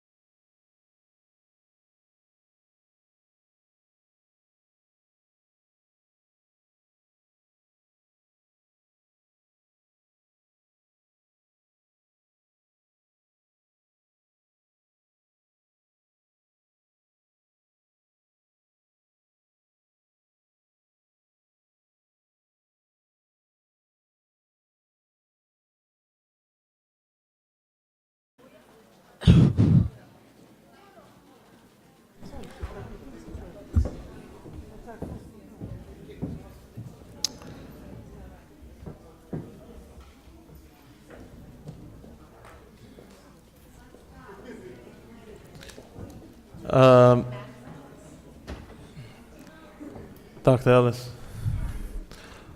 Mr. Rose, I know Carol is going to kill me, but I did want to say, when it comes to women in certain, it's going to itch me if I don't say anything, and I have to say it because I strongly believe if you don't stick up for something, you're going to fall for everything. So when it comes to women, I feel like so many times we tend to give a lot of ourselves and kind of hold back and not want to, progress because we feel that we owe everybody everything. And that is not the case when it comes to Mrs. Fox-Alter. I have to say something. I really do. And I also feel that you shouldn't feel any indifferent for taking a position and bettering yourself just as any one of us would have done any other time. So I do want to say thank you. And you should be able, as a woman, to go and better yourself and do anything any man would go ahead and do. Yes, that's I had to say. Thank you, Ashley. Very well said. Back to public speaking. Speaker number 2, Carol, go ahead. Thank you. I think I've waited long enough, so I'm going to say what I have to say. I'm going to address 2 areas that I feel attention needs to be given. I'm certain that I'm going to take a little over 3 minutes, but I think I've earned that time. I'm going to talk about the fact that there's been a lot of negative things that happened this evening, and I think what I'm going to say is going to be positive. Okay? We have some staff members that I think that should be honored because they were working with the community to secure 3 scholarships for one of our students who was truly in need of monetary help to go to college. I am not going to name the student because we need to maintain his privacy, but I will say he's a member of the marching band, he's in AP classes, and was able to come to school every day without missing school, along with dealing with a serious family matter. This student never reached out for help, which he truly needed. One of his teachers accidentally found out about his situation. This is how the student situation came to light. A group of concerned educators came together to reach out to the community for help for this student. Remember, that adage, it takes a village to raise a child. And these educators didn't say that helping this student wasn't their job. They just reached out to get help for this student. These educators are great examples of how this system should work. Teachers should come out and try to do their best to help our children. And when this happens, this will raise this district from the bottom up to the top. Now, do you think these educators stop with securing the scholarships? No. They wanted help from the guidance counselor to reach out to the college that the student had been accepted to get him some aid, and he really needed aid. I'm going to name them, and after I finish, we need to give these educators a hand. They're not all here today, but I'm going to mention their names anyway. I don't care, I'm going to still talk. The first one, his name is Brian Frameham of Ramapo High School. Number 2, wait. Number 2, the second one is Michael Smith, who is the marching band director. Yes. The third one is my good buddy, Karen Hunt from Ramapo High School. And the fourth one, he's going to be shocked, but I'm going to name him, and that's Bhavin Gandhi, the technology director. All right. Now, you can clap.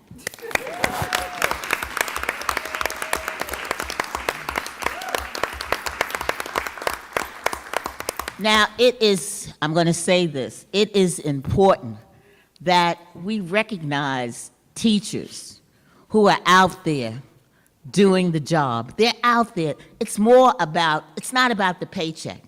It's about helping kids who truly need help.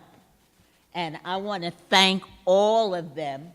And did my good friend leave? Oh, she's still here. Okay, the next thing I'm going to say, I'm going to talk about the public school community. The public school community, at this point, I really feel we have the right. We're losing our monitor, and I think that the public school community at this point have a right to have an input in the next monitor that comes to this district. For far too long, we have been ignored, and this cannot go on any longer. We have to have a say in the monitor that is appointed to this community. And with that, I'll be quiet. Thank you. Thank you. Speaker number 3.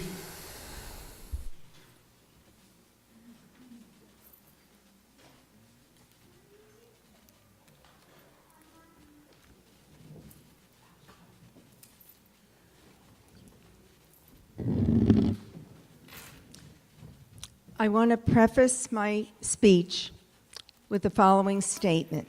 This may be the last time you hear me speak at the Board of Ed meetings, even though I tried never to miss any of them.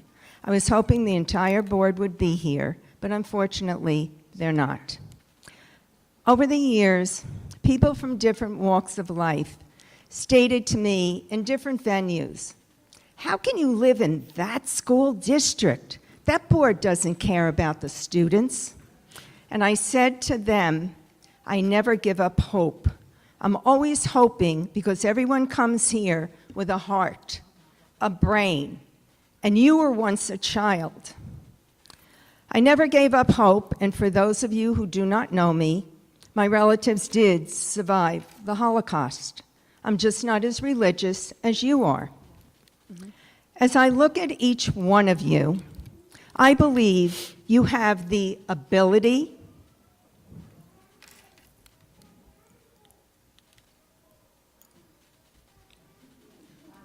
the courage, strength, desire to do what's best. And you can call and speak to people who are not only in your ward, but who you meet when maybe you go shopping or you have your car fixed or just walking the streets, and convince them now the right thing to do is to vote for a 0 increase in the budget. North Rockland School District voted for 0 increase in the budget. If North Rockland residents can do it, why can't we? You've got to prove not only to other Rockland people, Rockland County people in New York State, that for once our school district can work as one.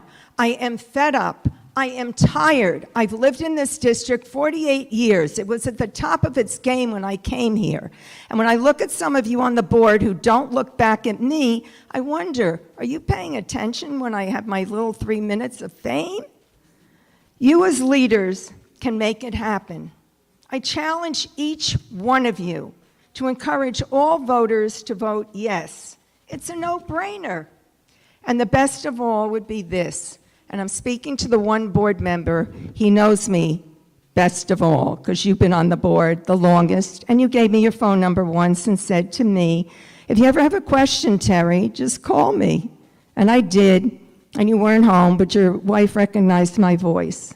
I beg of you, if you want to give me a going-away gift, sir, and the rest of you, please get this vote for yes for the budget.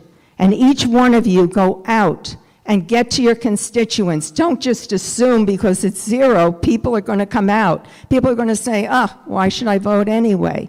I've already started my phone calls. I've already spoken to people in Clarkstown because you know I'm the only resident, I think, that shows up from the town of Clarkstown.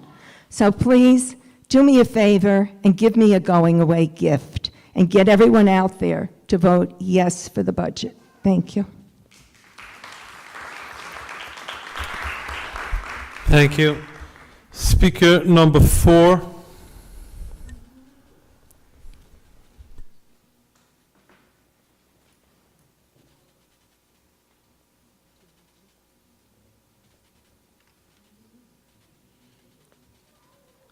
Good evening. Good evening, distinguished board members.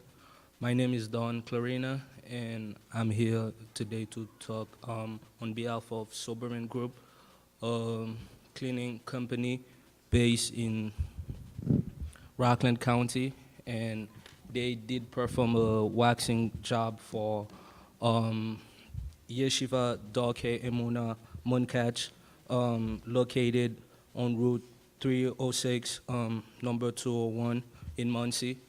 And since August 2022, the job was, they started the job and completed the job on September 3rd and never got paid.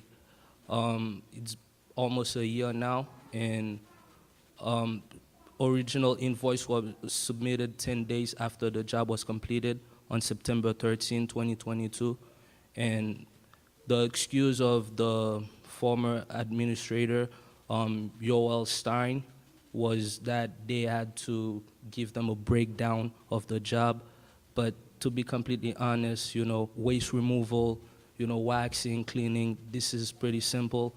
And they did, hire us, so we deserve to be rewarded for our hard work. We then had to borrow money to pay our subcontractors and helpers, and we still haven't gotten any money from the yeshiva till today. So we're here to ask the board if they could provide any assistance, and we won't shy away to, use other legal weapon, if possible, to seek retribution, because we do deserve to get paid for that job that was performed almost a year ago, and would like $5,000 more on top of the original invoice, I guess, for nominal and equitable damages, if I have to use some legal terms to make you understand. But that would be it. Thank you. Thank you. Douglas. Let's finish public speaking first. I'm sorry. Randy, did you want? I want to ask what public speaking is regarding. Could anybody speak whatever they want? Did this speaker have to do anything with the board? Have to do with the private man or with the private school? That's what it sounded like. It seems that the public has no understanding what a school board is, what their purpose is, and what they are allowed to do and what they can do and can't do.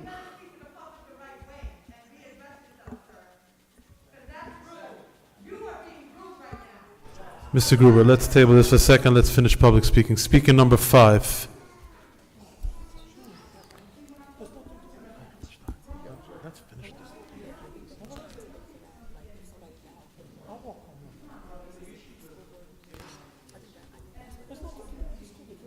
Agree? Excuse me. Randy, did you wanted to speak? So which speaker were you? I'm sorry. No, I know which speaker you. Who is the gentleman that spoke before? I didn't have him on the list. Okay. Randy.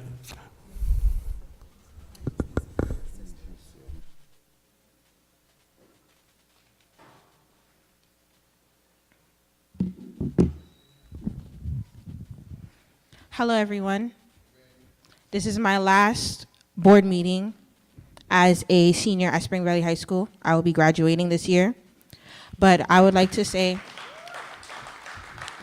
I grew up in the district. I went to Grandview for kindergarten through 3rd grade. Then I went to Limekiln from 4th to 6th, went to Chestnut for 7th and 8th, and now I am a proud Tiger. And I am very disgusted about the negative connotation that is spread in this district, in this county, in this community. And I am so tired of it. Everyone, raise your hands. We go to the schools, we attend the district.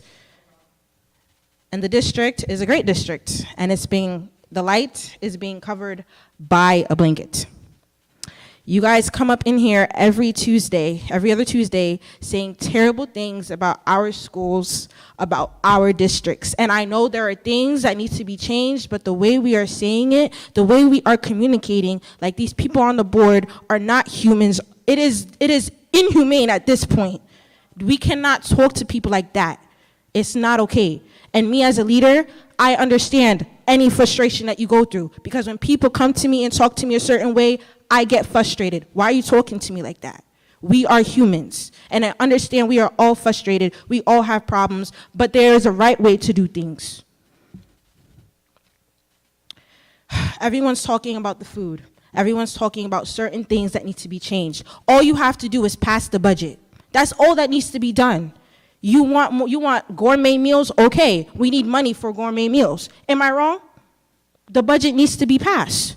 So instead of complaining, I suggest we lost by 46 votes. 46 votes. And that wasn't even the max of voters that voted. And you are telling me that it's the yeshivas that voted no? What about the people who wanted to vote yes? Where were you at? Where were you? Where are you guys? Ma'am, you had the chance to speak. Please allow a student to speak. Where were you guys? You guys keep putting the blame on everybody, and I'm talking to people on YouTube too. Get out there and vote and stop blaming people. You guys have a voice. This country created a democracy so we can vote. Why are you not voting? Why are you not voting? And then you're blaming other people. We want a better education. We want our football teams to look amazing. We want our bleachers to be amazing so the boys can display their talent, so they can get scholarships and go to amazing colleges in the NBA. Vote for the budget and stop complaining. If you don't have your citizenship, find a way to get your citizenship. Please. How is that wrong? That's a fact. You're helping your child. And stop complaining. Half of the things that you guys are saying, and then you guys are saying that, and you guys are complaining about bullies and everything. That's not right, because some of the parents are bullies. How are the children supposed to follow a great role model if you're over here doing that? Keep going, Randy. I can keep going? Keep going. Because they need know. to hear this. I know. Because they think they have no power. Yeah. You have power. You can help your child by doing that. So that's a way for you to help them. I'm sorry if it's unsettling, but it's a fact. You can do that to help your child. And then they're complaining about bullies. They're complaining that there's fights. Why aren't you talking to your child on how to communicate properly? That's what we need to do. It's not just on the schools, it's not just on the teachers, it's also on the parents. You need to grow your children up in the right way. So I'm sorry if it's hard to hear, but it is a fact. The students that are in certain classes, and even the ones that aren't, like, you can see when a child is from a good home. You can see when a child is raised properly. That's how you create good citizens of the world. I'm sorry if I probably said something that should have been said, but I'm just trying to be honest because I'm tired of this. You guys are over here fighting and all of that. Like, that's not what it's supposed to be like. Why can't we be civilized people? In North Rockland, they don't talk to people like this. They don't do this. We we need to come together as one and stop fighting each other. It's ridiculous. I'm so tired of it. And I'm angry that I'm leaving, honestly, because I want to be a part of that change and I want to see the change happen. I'm sad that I'm leaving and there's no change yet. Thank you. Speaker number 5. The last one, sorry, Ashley. Hi, my name is Ashley. As a Hispanic child going to Spring Valley High School, I see what happens. First of all, I want to address that every student gets the same education. No matter what language you speak, teachers find ways to teach these kids and to communicate with them. No one is being left out. Now, as for bullying, that is something that starts from home, or people related that did something to the child, or something that happened in the past. A lot of parents assume that these board members and staff and secretaries don't do their jobs. But if only all of you saw all the work they did for all the students to keep us safe and educated. Teachers downloaded a special app called Microsoft Translate just for the Hispanic community to understand what the teachers are teaching, and so they feel involved and part of the community. I'm tired of people assuming that board members, teachers, and secretaries, what are they called? Aren't doing their best. They do everything they can to keep us safe, but it's your child that you have to talk and to teach how to behave when parents are not around and educate them more.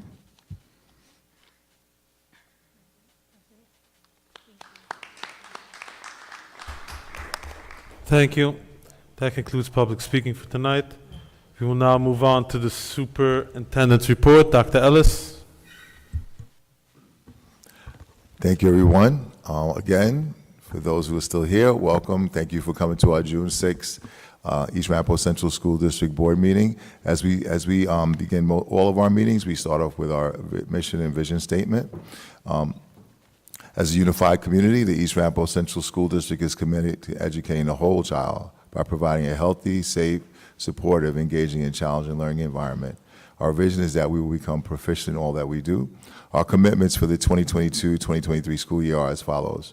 Number 1, academic and instructional, where we seek to accelerate academic achievement.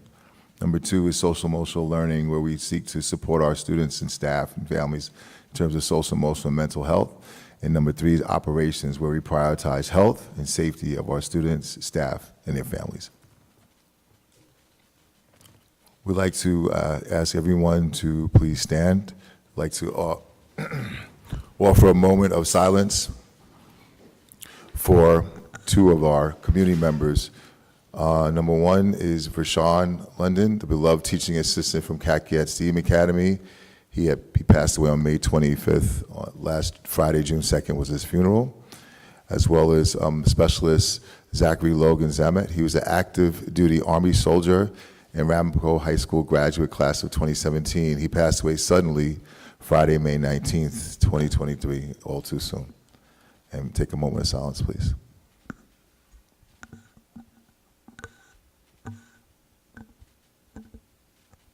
Thank you, thank you. And we'd like to start with a presentation. We have Representative Jacobs, and they're the organization, the company that's doing our opera renovations to our building. And this is Mr. Lawson, Tom Lawson. Hey, Tom. Welcome. Thank you. Good evening. Happy to be here again. A little taller than the podium. So, well, first of all, again, thank you for having us here tonight. This is going to be a monthly thing, it seems like, which we're happy to do right up until we spend all of the ARPA money. That's the goal. Since it is federal money, it's not related to anything relative to your budgets.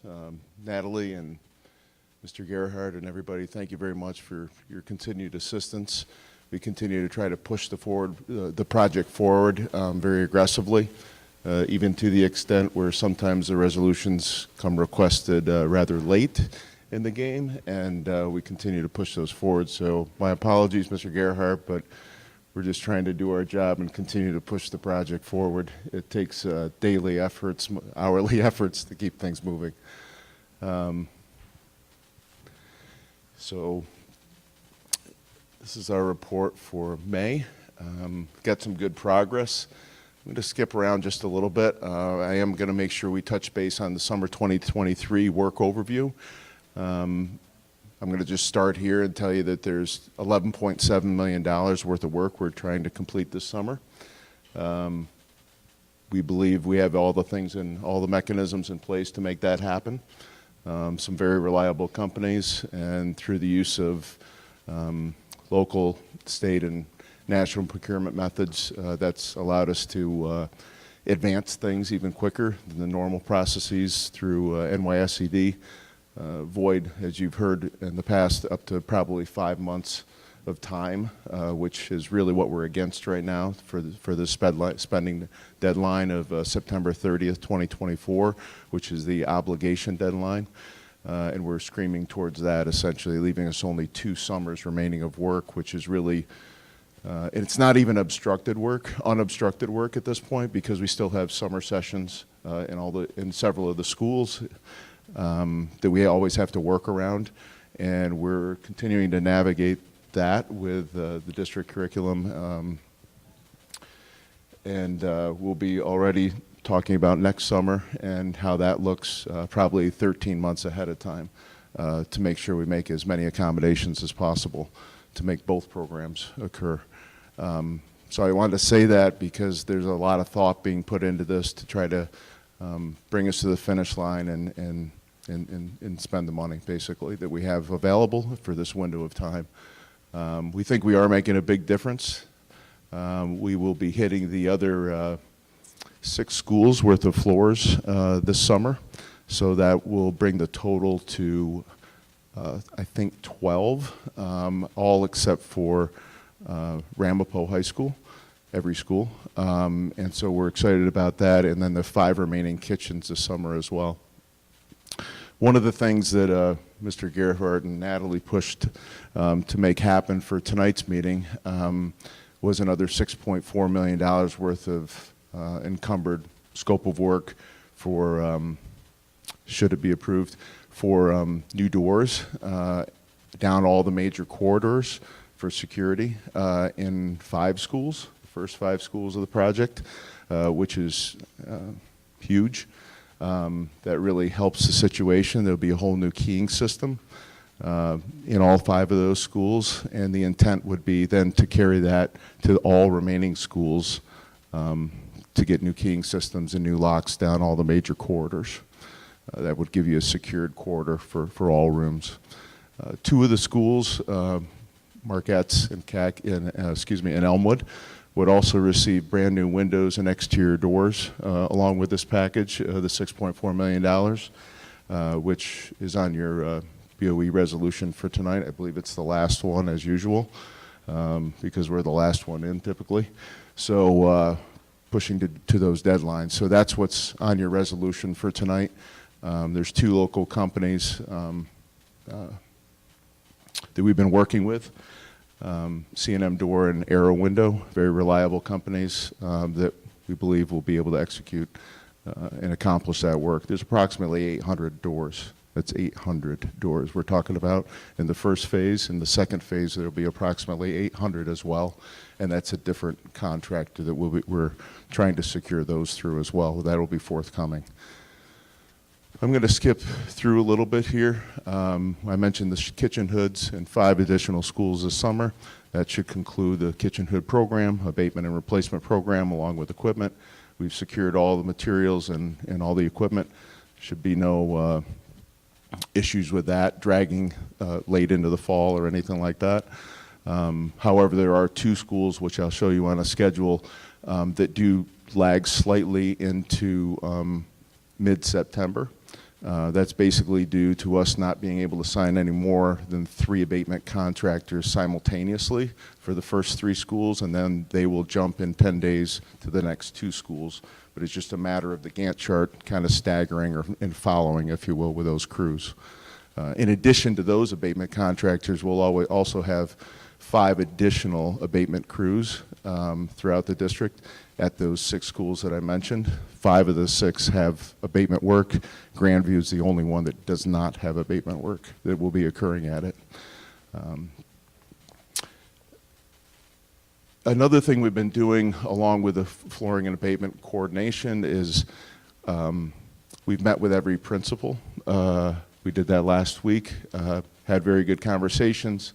They understand the expectation. They're ready and willing to work with us and excited. I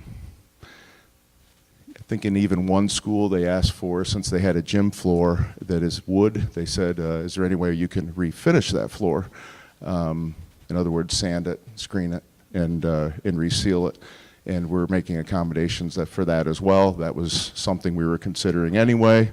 So kind of played right into that hand, if you will. So we're going to make that happen as well.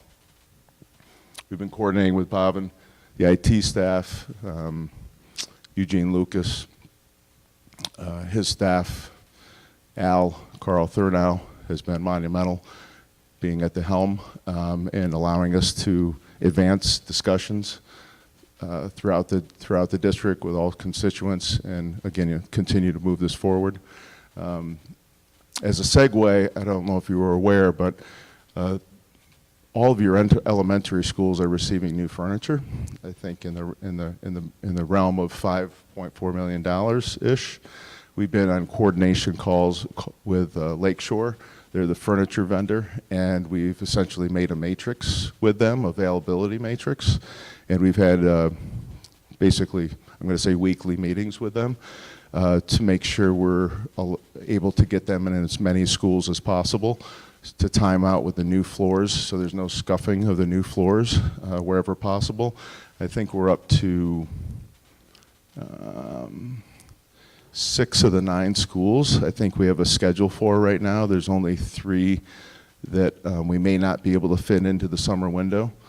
Grandview, and there's actually 2 additional, Miss or Dr. Awoha, that we're continuing to talk about. But that's a monumental task in and of itself, and then finding availability between summer school and the construction work is challenging, to say the least. So it'll only be the 3 remaining 2-story schools that we have at the end that we'll try to figure out a plan as to how to get the new furniture in there as soon as possible. Kitchen hoods, I'm not going to really go over that much, other than just saying that there will be a new epoxy floor in one of the schools. That's Hempstead. Currently there is no quarry tile in that floor, and it needs replacement, so we're making sure that that gets accommodated as well. You go back real quick with the Hempstead? Yeah. You said that it doesn't have any floor tile? It doesn't have quarry tile like normal, like most all kitchens have currently. It has a different type of flooring. So we don't have anything in Hempstead right now? No, it's actually got like a tile like this that requires abatement. So we're actually going to abate the kitchen floor, and we're going to replace it with a new epoxy floor. Will that affect the eating? Don't believe so. Okay, so the kids will still be able to get in and out, or how would we do food? Yeah. I'll get back to you on that, because there's a slide here that shows you the 2 last schools, which we mentioned last time were the closest to central kitchen, to hopefully allow some coordination with that, and due to proximity, since it's not very far away, within a mile, and to see if we can continue to get hot food there, if possible, for that period into September. So moving on, these are previous projects that we completed to date. Just a list of them. We'll continue to do lists like this for you, so you know every school that gets touched. I'm going to divert your attention to phase 1A and 3A, which are the 2 that I was talking about, and then 1B and 1B extended, the doors and hardware and window replacements, which is currently on your BOE resolution for tonight. So this slide didn't look like this on the, everything was perfectly aligned. So my OCD is wreaking havoc right now. But basically, to date, we've completed $15.7 million worth of work. After this summer, an additional 11.7. That'll bring us to 28-ish million. Beyond that, we want to get encumbered as much as possible for second shift work going into the fall. That's when the windows and door program will occur. And then into the winter months and into all the way through summer of next year. That's when the doors and hardware would continue through. And then moving down, probably at the next board meeting is our goal. We'll have approximately $14 million worth of mechanical improvements to Margette's and Kakiat, and then followed by Spring Valley and Ramapo after that, primarily the libraries there. And that will bring us up to approximately $54 million worth of work encumbered, which is monumental. It's, I think, roughly 73%. So you can see we're starting to kind of move with our work completed and then encumbering the work to be completed within the allowable schedule. And then all other remaining work is the $23 million worth of work, which would also encompass some ADA improvements throughout the district, along with the balance of all doors and hardware in the remaining schools. And I'm sure I'm forgetting something, but that's really the bulk of the $23 million remaining. This is a schedule we previously shared with you. This is where you can see in the Kitchen Hoods project, it's extending out. You can see we're right up to the wire with 9-1 on 3 of the schools, the delivery of the kitchens. On the right-hand side here with the first 3 kitchens, Fleetwood, El Dorado, and Limekiln, and then Summit Park and Grandview are the last 2, and they're trending towards mid-September. These are just the expanded schedules, slightly expanded schedules. And then lastly, there's just 3 remaining slides. This is just to give you an update for reference. You can see in this slide, we're talking about train and trying to secure the finalization of those proposals. It takes a lot of back and forth work. The latest has been an electrical addendum, which involves switchgear, which I don't know if you know about switchgear, but it takes a year to get switchgear at this point. That has been eliminated from the project. They've taken another look at it to bring the number down for both Kakiat and Margette's. Kakiat has approximately 73 unit ventilators in it, and that's pretty large. It's really double the size of all of your elementary schools. And then Margette's is approximately half the size of Kakiat, with probably around 27 or 28 unit ventilators in that school. And then they'll receive all new casework related to that, and counters and bookshelves with those. So those proposals are pending right now. Moving on to the second last slide, which talks about ADA, doors and hardware and window replacements. I think it is Hempstead that has all the awning windows, if I recall. Can anyone confirm that on the board anyway? But anyway, the plan is to also make sure that we capture that school as well. And that would be a total window replacement exterior package of the entire school. It's in dire need, and it's one that Tom Ritzenthaler with CS Arch has identified, along with Carl, being one of the last most urgent, if you will, that would receive a window replacement, since a lot of the egress, there isn't really sufficient egress windows in that building. So that's the other health and safety thing we're addressing with that window replacement project. As I said before, C&M Door is doing the first tier, if you will, of door replacements, and then we have another vendor that will follow. I think you can see that in phase 3B. We're doing phase 3A right now with the flooring and abatement this summer. Phase 3B is the balance of the doors. Then we also have ADA upgrades, and which include drinking fountains, electronic drinking fountains, along with some toilet room upgrades, things like that. And then the last, as many window replacements as we can get.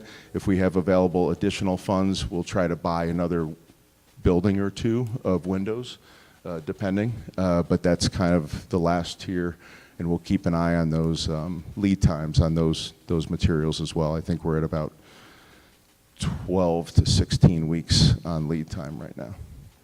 So that really concludes the presentation. Any questions? For the furniture replacement in all the elementary schools, Yep. I assume that's tables, desks, chairs, cubbies, storage. What else is included in it? Yeah, we've been asked to just be part of that team and the coordination of that. None of that is actually part of our scope of work, but we're coordinating with the district on that work, and we understand it to be the same. And right now we're kind of segregating, if you will, the things out because we need to coordinate it with our movers to make sure that we may, one of the strategies is put the contents of the room, like boxes, things like that, in one container and have all of them labeled. Boxes, by the way, have been distributed in the amount of 6,000 to 8,000 boxes throughout the district to date, just so you know, in those 6 schools. And teachers' desks are not being replaced, and there's some other shelving and things like that that is not being replaced, but I think everything else is kind of a flexible furniture solution, if you will. Probably very different than your mental image maybe of traditional furniture layouts in classrooms. Right. They're a lot more flexible. I think they kind of maybe lend to your mission. Yeah. Will Dr. Iwaha, would you mind just giving an overview of the furniture that we're ordering? Sure. Just So expound on that. you are correct. It's flexible furniture, so that we have desks, chairs, carpet, movable shelving. But yeah, that's primarily, and then, wobble chairs, like different versatile seating for the students. So what if the question is moving towards the current furniture? We would have to coordinate with facilities to identify, items that can be shifted to other buildings, because we are in need with increase to keep the materials so that we can redistribute it. For example, newcomers and high school, et cetera. For any excess, will we be salvaging it and maybe generate revenue by selling it off? I would defer that to our facilities director under Ms. Espinal. Yeah, so we would take into account best action. The first step will be separating what's still useful for our district and then seeing what the best option for the remaining would be, whether that's through auction or, scrap, other options that are available. There's a lot of demand everywhere, so If- auction will be successful. If I remember correctly, I believe at the last board meeting, there was a slide that showed the setup and the picture of what the classrooms would look like and the desks. Maybe we can share that with the board, just in case they weren't here and they missed out on it. Thank you. Thank you.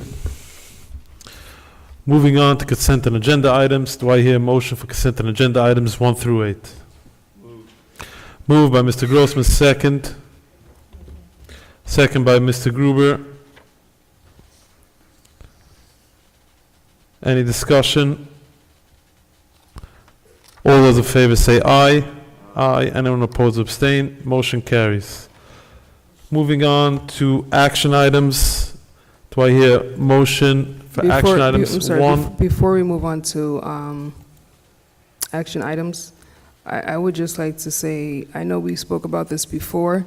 There were a lot of items that were either added or removed last minute today that I'm pretty sure a lot of us didn't get a chance to look at. I believe it was the monitor's recommendation that we do not put items on the agenda last minute. If we can just maybe please go back to that, so we're not trying to figure out what it is that's being presented to us at the time we come to the meetings. I understand certain items might be emergency and we might need to put it on last minute, but if that can be communicated with us ahead of time, it would be appreciated. Thank you. Thank you, Sabrina. Thank you. Before we make the motion for action items 1 through 20, we do need to appoint a permanent chairperson for the election. Our Vice President, Sabrina Charles-Priere, has kindly volunteered to do it again.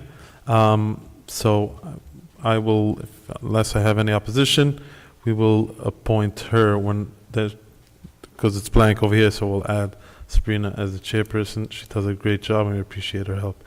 That being said, I will make a motion for action items 1 through 20. Do I have a second? I'll second Ashley Lavelle. Second by Ashley Lavelle. I will now open it up for discussion. I have a question about item number 7, consultant agreement, school bus logistics. Can you tell me the process that we used to arrive to using school bus logistics?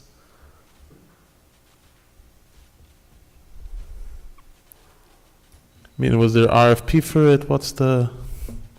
When the company was bid out, I wasn't here in the district, so I'm sure that there was a bidding process for school logistics.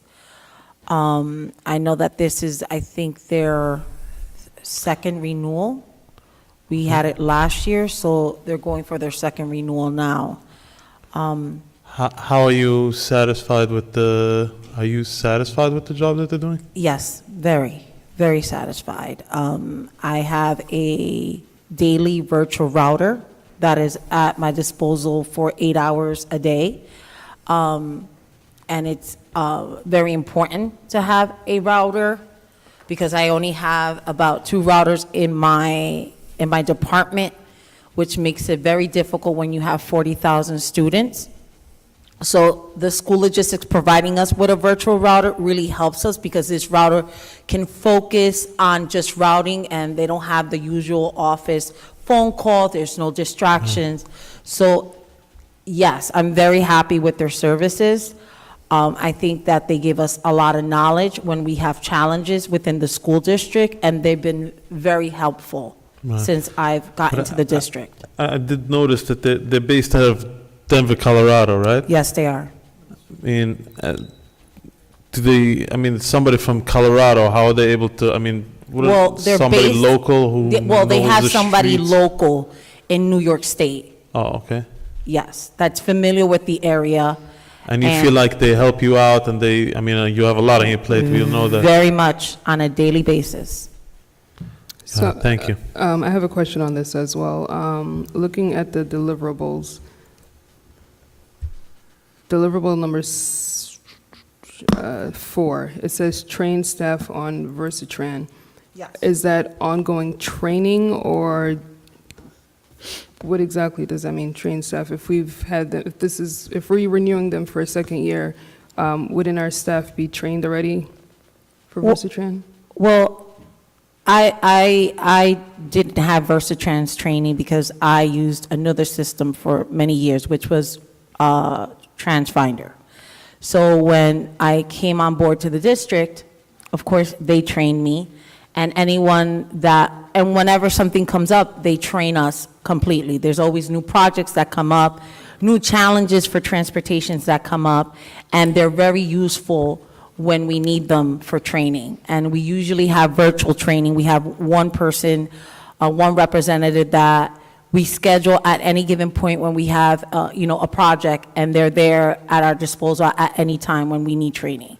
So what's Sometimes the it's just different reports that the state may require or anything that comes up when it comes to transportation. They're very useful. So what's the difference between that and professional development of transportation leadership as assigned by district? Well, I have a personal, almost like a personal guide with school logistics. So if I need any advice or any, type of opinion or anything that's going on, they're at my disposal. And, it's something very useful to have because we have such a huge district and we have so many challenges within the district that we need like a second company to come in and analyze what is it that we're trying to accomplish when it comes to transportation services. And not only that, just improve it on a yearly basis. And they've been very helpful with that. Okay, and I think my last question might be for Ms. Fox-Alter. One of the deliverables, number 10, it says weekly meetings with state monitor, transportation staff, and business office. Ms. Fox, are you able to tell me how many times you met with this company in a meeting? That's Bruce Singer. Bruce Singer meets. He's Hi, Bruce. Hello, yes, I've met with them very frequently when they're doing the routing. There was a question that came up.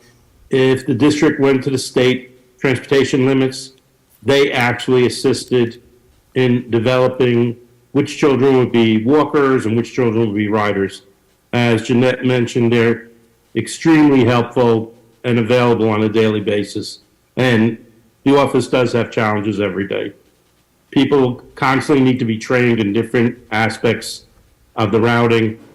So their services are invaluable. Thank you.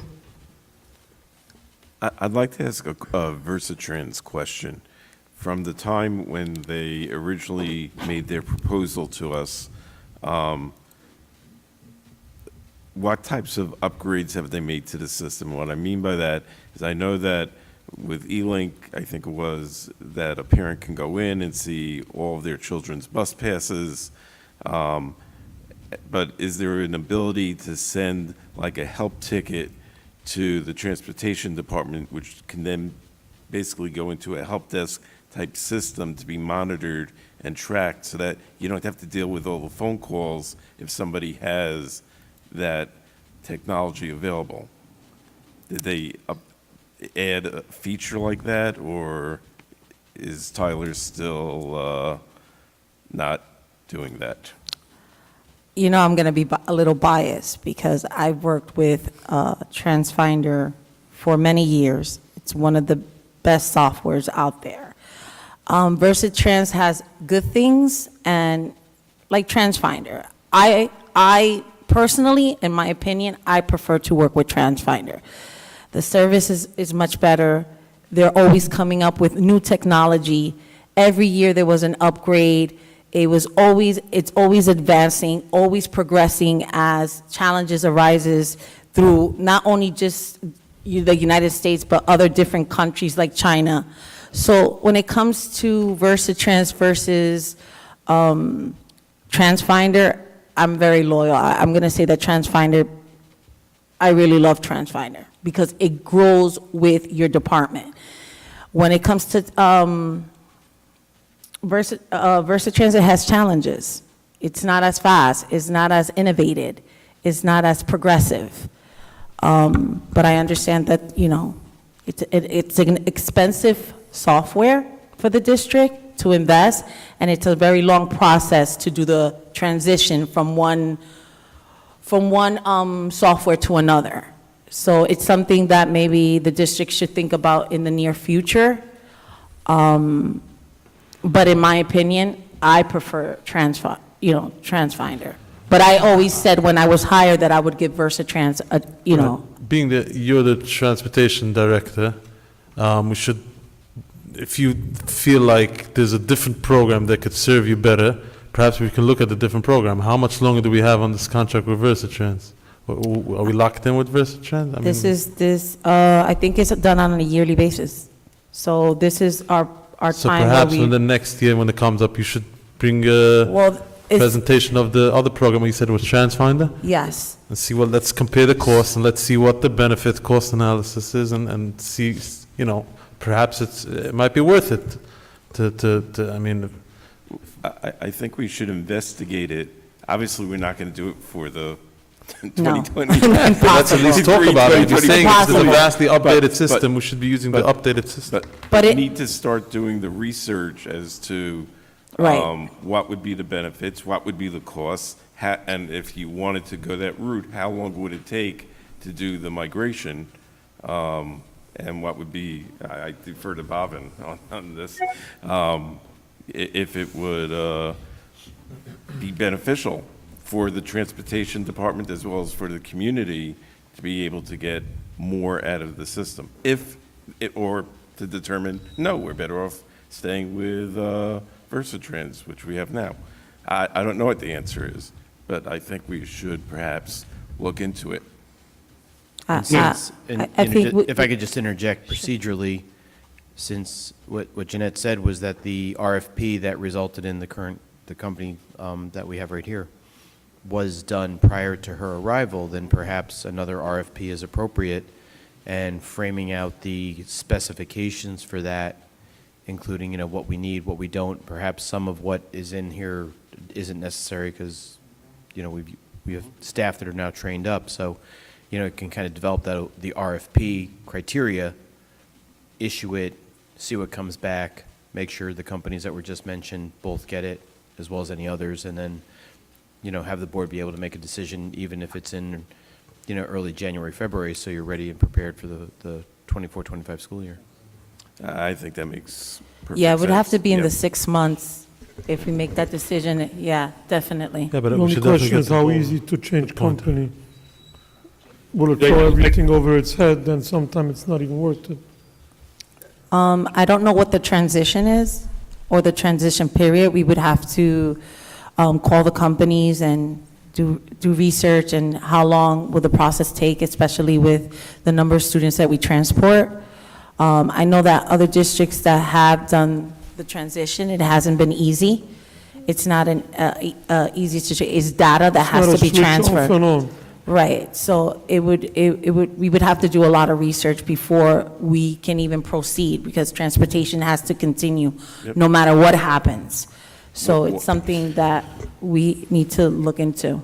One benefit, though, is that because we've cleaned up the data on the back Right. end, that at least that piece of it would be cleaner.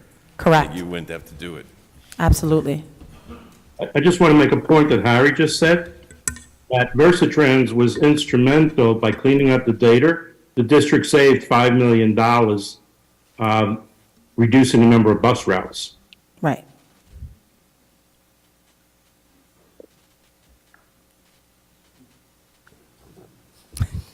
Thank you.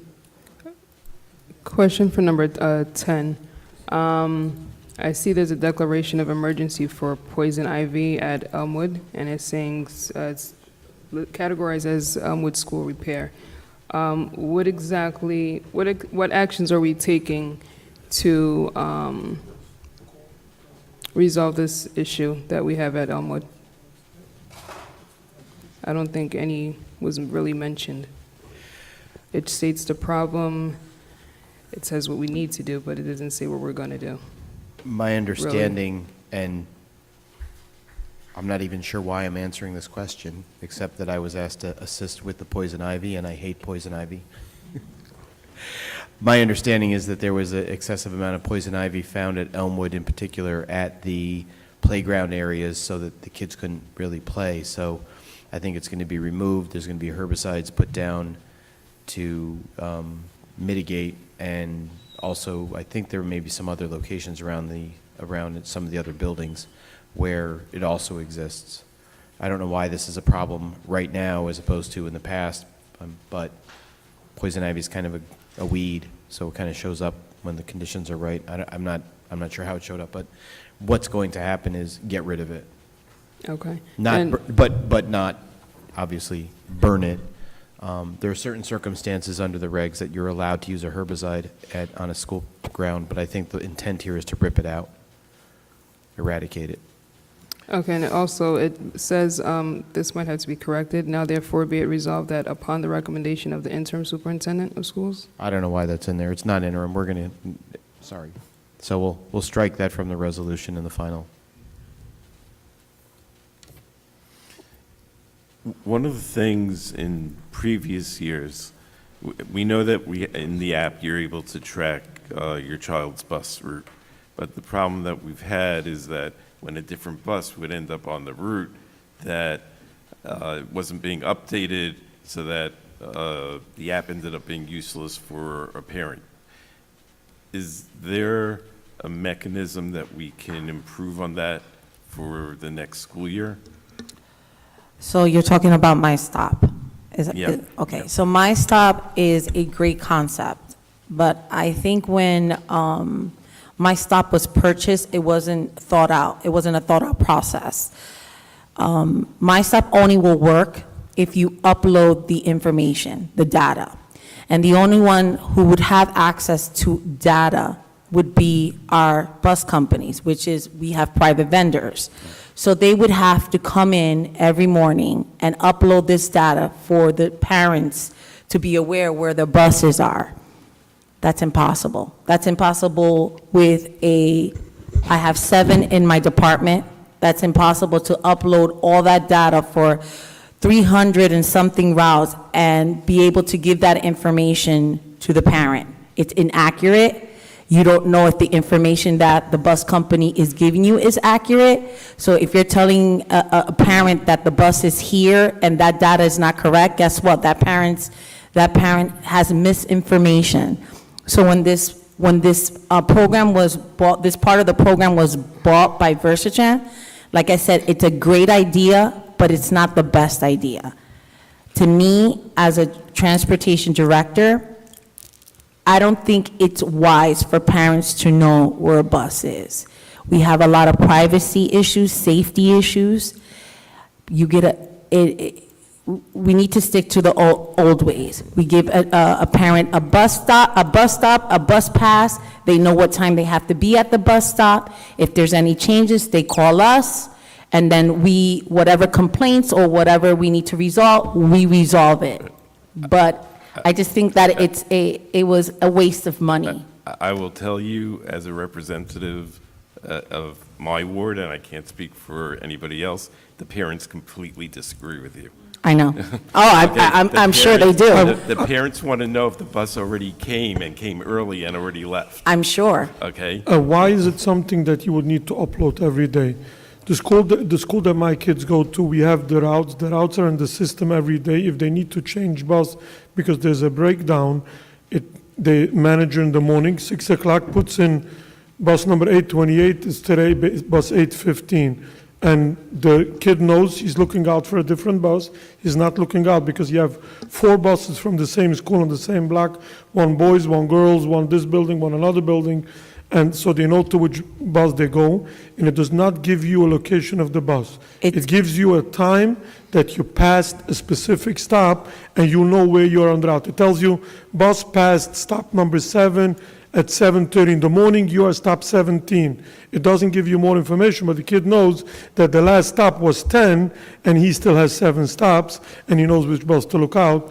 And it's not much. It's only when a bus breaks down that the manager just puts on top, no data needs to be changed, just the bus number, and that's enough for the computer to take it over from there.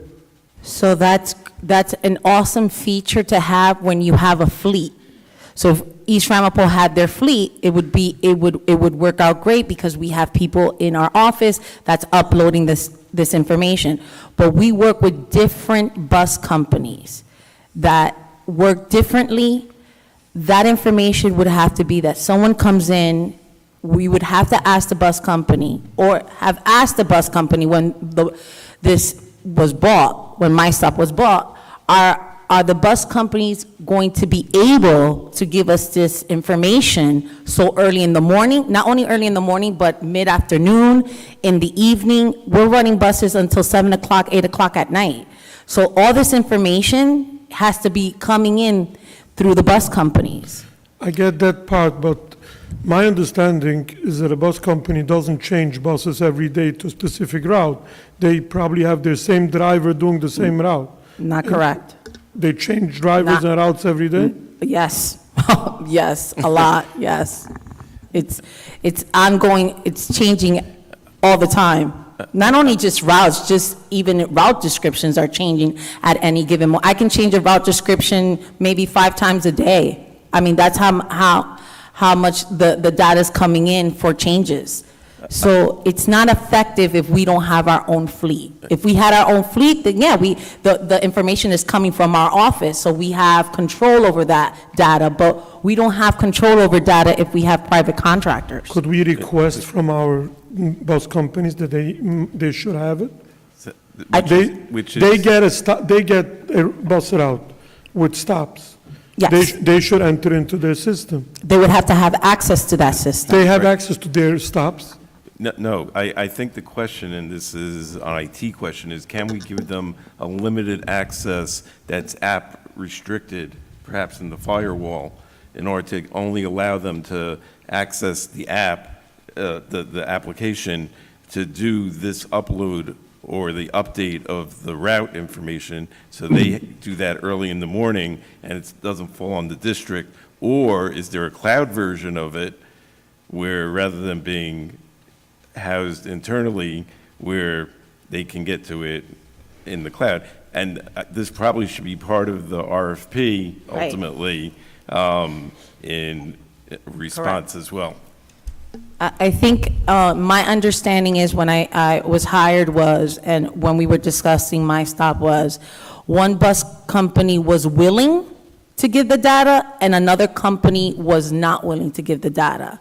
So you really, if you don't have everyone together to give that data, If we request it from the bus company, this is one condition that you get the contract. it has to be part of the contract. It's not part of the contract. Could it become part of the contract? Absolutely. Yes, absolutely. Ms. Silva, just a quick question. Well, not really a quick question. Mr. Singer? Just one quick point. In the school where your children go, it might only have 2 or 3 buses. For the district, they have 200 buses. So it's a matter of quantity and scope. If a bus needs servicing, bus number 80, which is the child assigned to, and on that day, that bus driver can actually drive bus number 100, parent would see that bus 80 never left the yard. Somebody has to show that bus 100 is now doing Kakiak in the middle school. I understand that part, but that's part of the bus management. The same thing as someone assigns buses and drivers routes, the same person could do that in the morning as well. They don't come in, I would assume that a bus company doesn't come in the morning, and whoever shows up first, he gets the first paper on the desk. Someone dispatches bus routes with drivers to know where he's going. So it's kind of... That's not what I'm saying. I understand what you're saying. It's a lot more than my school happens to have 20 buses, but it's a lot more buses to deal with. But the same as they dispatch a driver to each bus, this could also be done. It all could be done, and the technology has changed. By the time I stopped, they have GPS information on every single bus. It's somebody getting the information, as Harry said a few minutes ago. It's an IT issue. It's not a bus issue. Getting the updated information on a daily basis, that if a bus is being serviced, where's that bus driver and what bus number is doing that route? Yes, it's very possible. It just takes time and money. Yes.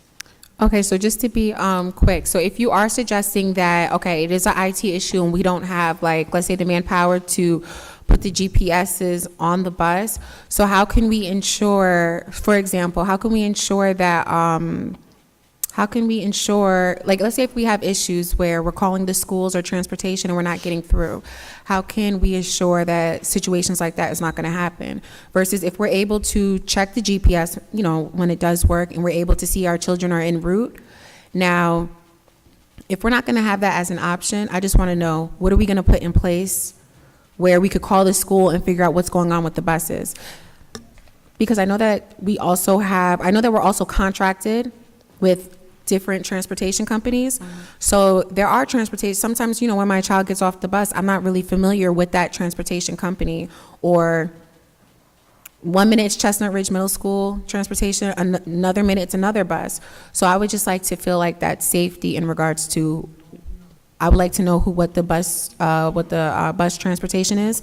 And also, just to add, can we please have all the, I know we went into an emergency contract when we needed transportation, but can we please have those contracts for all the bus transportations that we're using?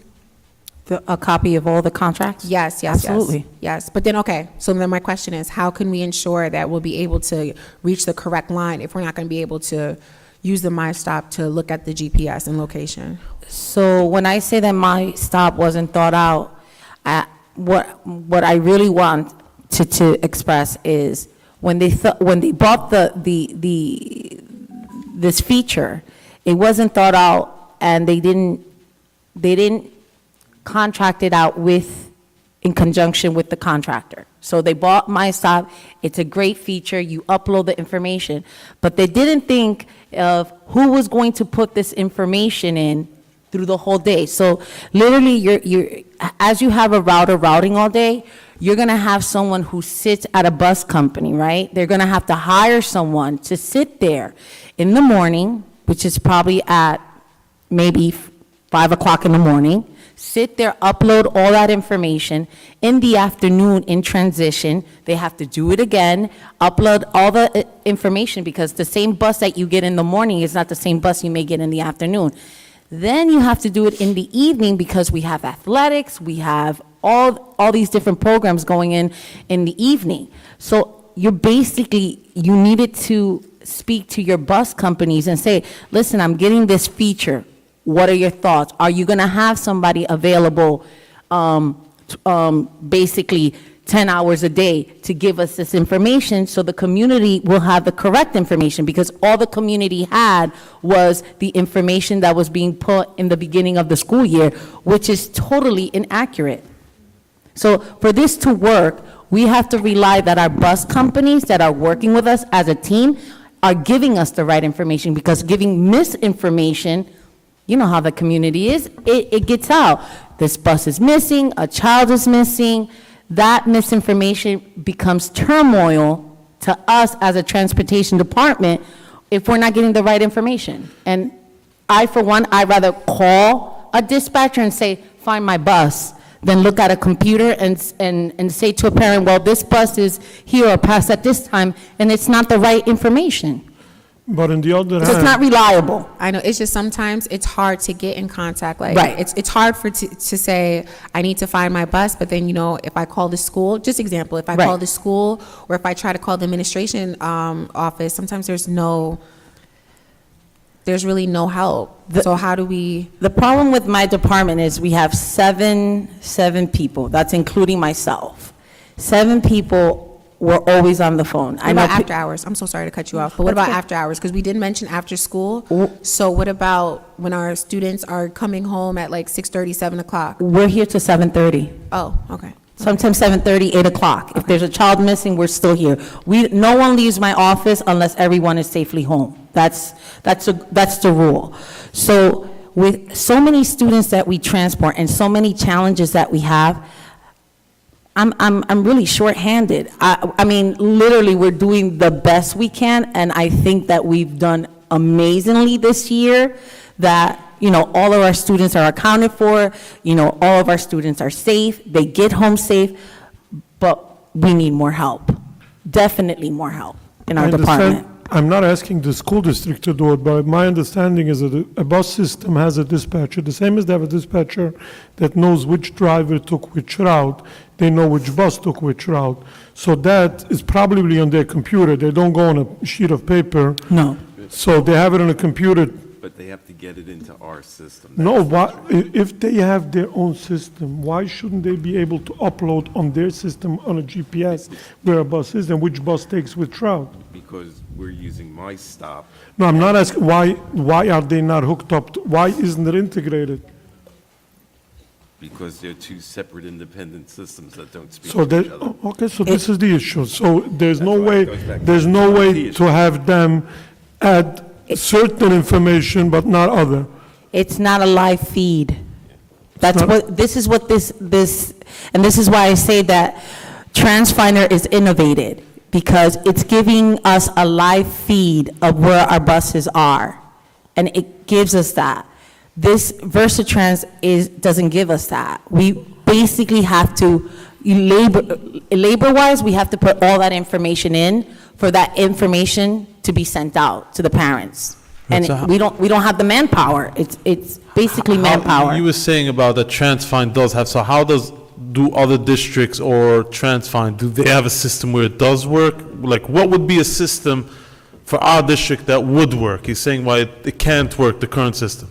Give me a scenario of a system or of an app and of a different district or something like that where it does work. Like, Okay, how would it work? So I haven't been on a TransFinder for, I'd say, 4 years. But what I've heard and what I hear from my different colleagues that have TransFinder, it's everything is a live feed, so everything is online. So when you're changing something with the bus company. So the bus company is getting that information and getting that feed as you change it. When we change something in Versatrans, it has to be, we change it in the office, then we have to email it, they have to then upload it. So we're not working in conjunction. We're all on different systems trying to make this work. And I mean, we do a great job with what we have, but it could be so much better. Understood. Let's just suggest, thank you, Ms. Silva, for that. I think it would be ideal if we just kind of try to research these virtual, GPS systems that could accommodate the volume of students that we move every day. Because I think I know what Mr. Gruber is saying, this isn't really difficult. Upload the information, but the challenge is the amount of students that we serve. So I think we would have to find an app or a system that could suit and satisfy our needs, because we're very, even though we're not a super huge district, we're the largest in Rockland County. The amount of children we transport every day rivals New York City, who has 1.2 million students. So, yeah. But my school has 2,000 kids, but their system is not in the school system. It's a system that serves a lot of other schools. It serves a lot of schools in the New York City area, and it's one GPS system, and everybody has administrative rights to certain things, to what they need. I actually, in fact, could enter the system, but I don't have administrative rights. I could only see what they authorize me to see. I can't change stuff. There's people at different levels that could change stuff around. It sounds like to me that we should definitely maybe perhaps, reach out to other, districts or, to get a feel of what they're doing, get an idea, I think, to maybe perhaps, help the situation. Well, if Mr. Gruber's school is using this, why doesn't Jeanette call that school and let's interview that company?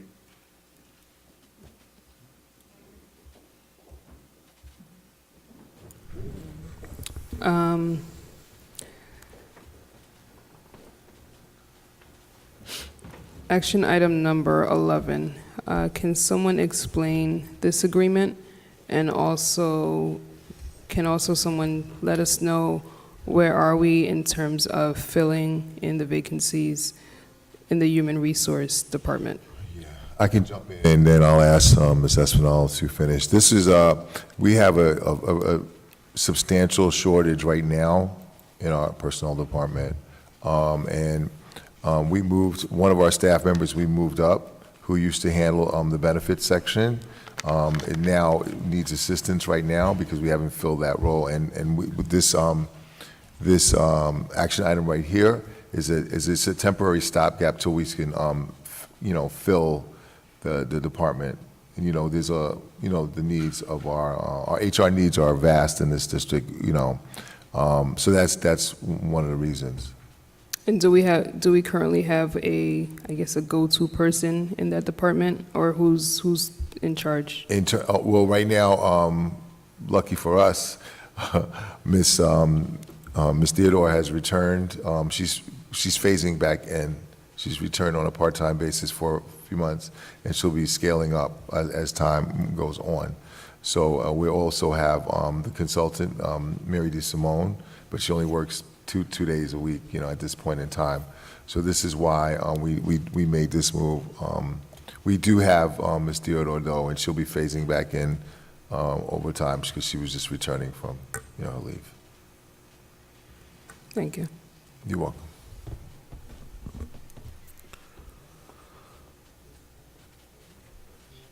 Okay, we have a motion and a second for action items 1 through 20. All those in favor say aye.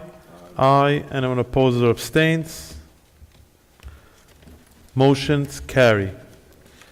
Moving on to information and reports from the board. The way you said Sorry? the way you said that, it's okay. Well, we did do 20 Yeah. items, so there. Yeah. Motion carries. I apologize, Sherry. Thanks for correcting me. Information and reports from the board. You know, it's getting late, but I know you always give me the opportunity, Absolutely, Mr. Sharon. President, and I really appreciate it. I just want to say, you know, I'm going to continue to say, let's exercise our rights to vote. I just want to remind people June 20th and how important it is for our district.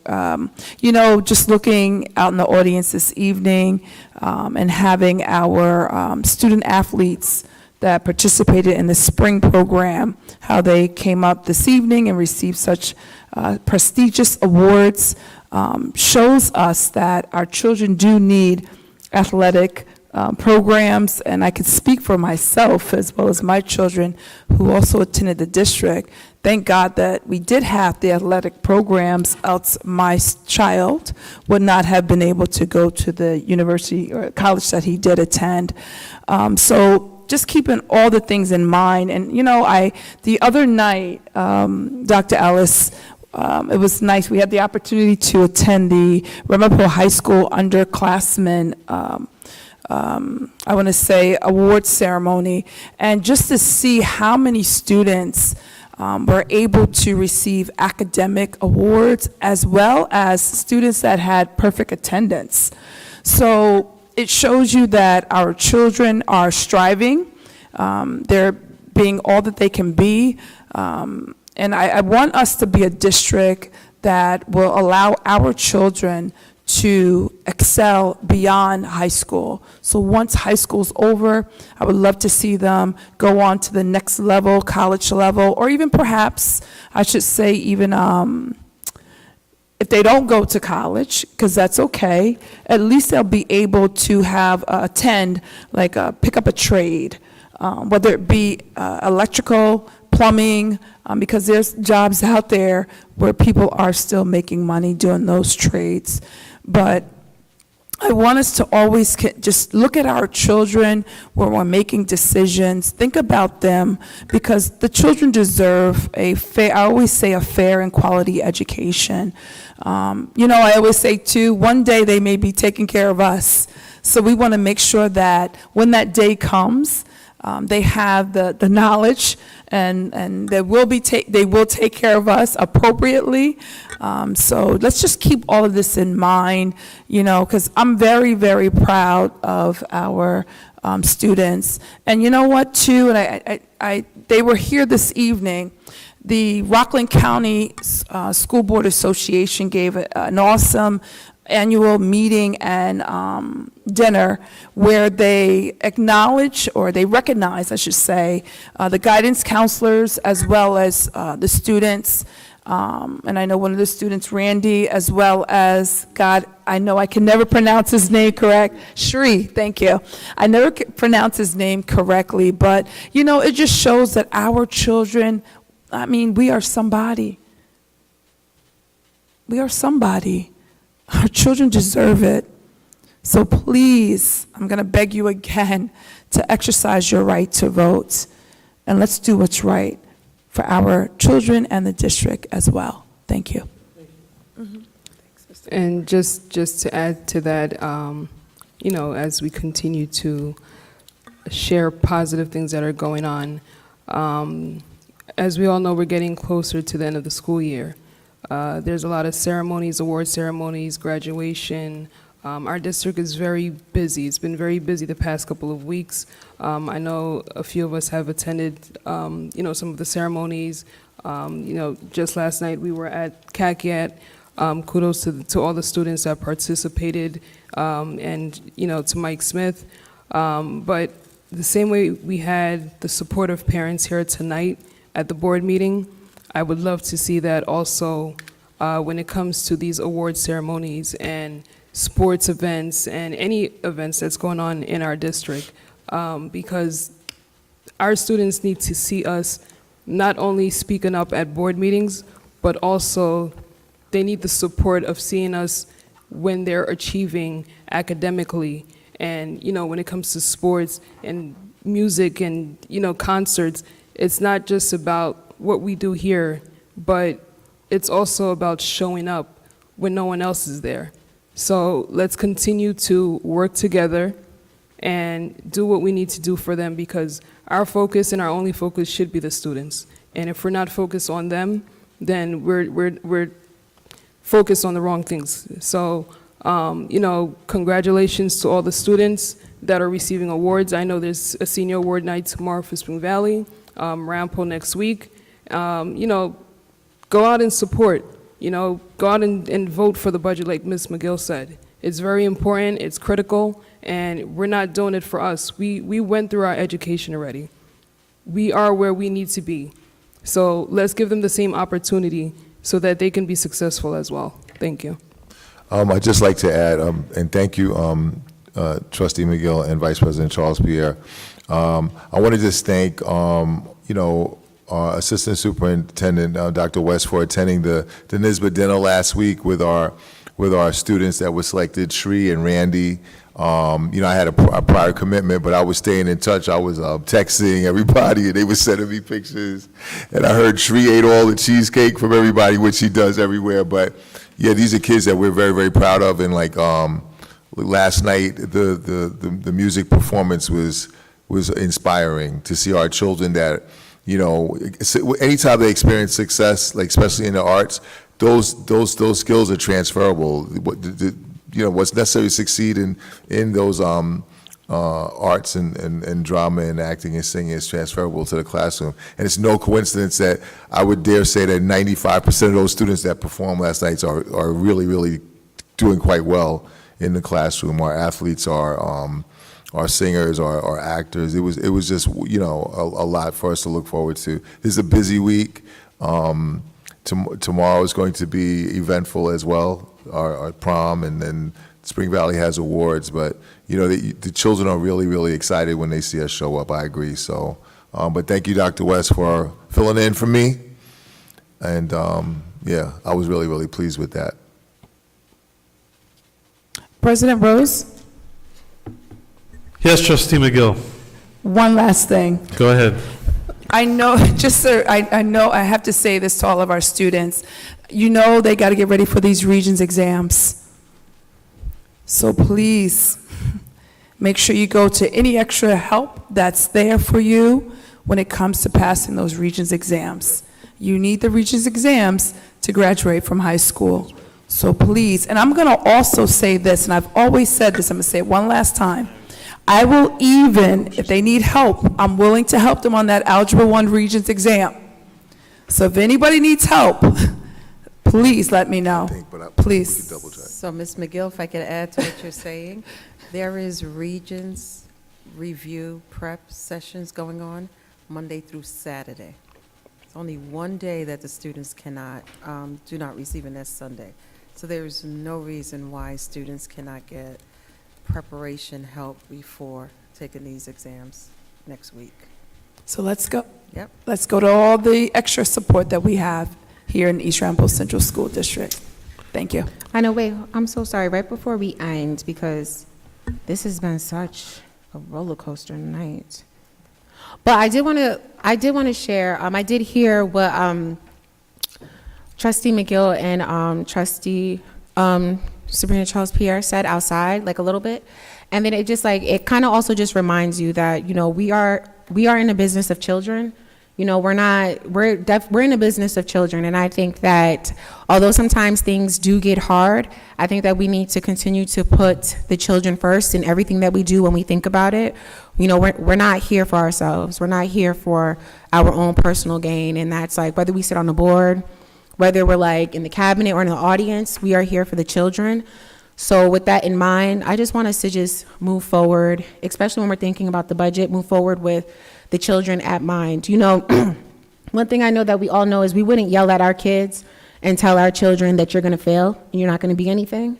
So, imagine the students sitting in the audience or being, going online and being in school and seeing that they're constantly being told that they're failures, we're failures, we're not doing good, that does a lot to students. That does a lot to their emotional, mental being. So when you have people come up and talk and they're passionate, you understand. I know sometimes people get very emotional and passionate when they're saying things, but it's like also seeing the underlying message. You know, truthfully, our children are tired. All the way from kindergarten to 12th grade, our children are tired of constantly being made a fool of. And that's exactly what's happening when we don't put the children first. And, you know, when we argue amongst ourselves as a board and as a community. So it is very disheartening to, you know, it's disheartening to see. You know, it's emotionally draining as well.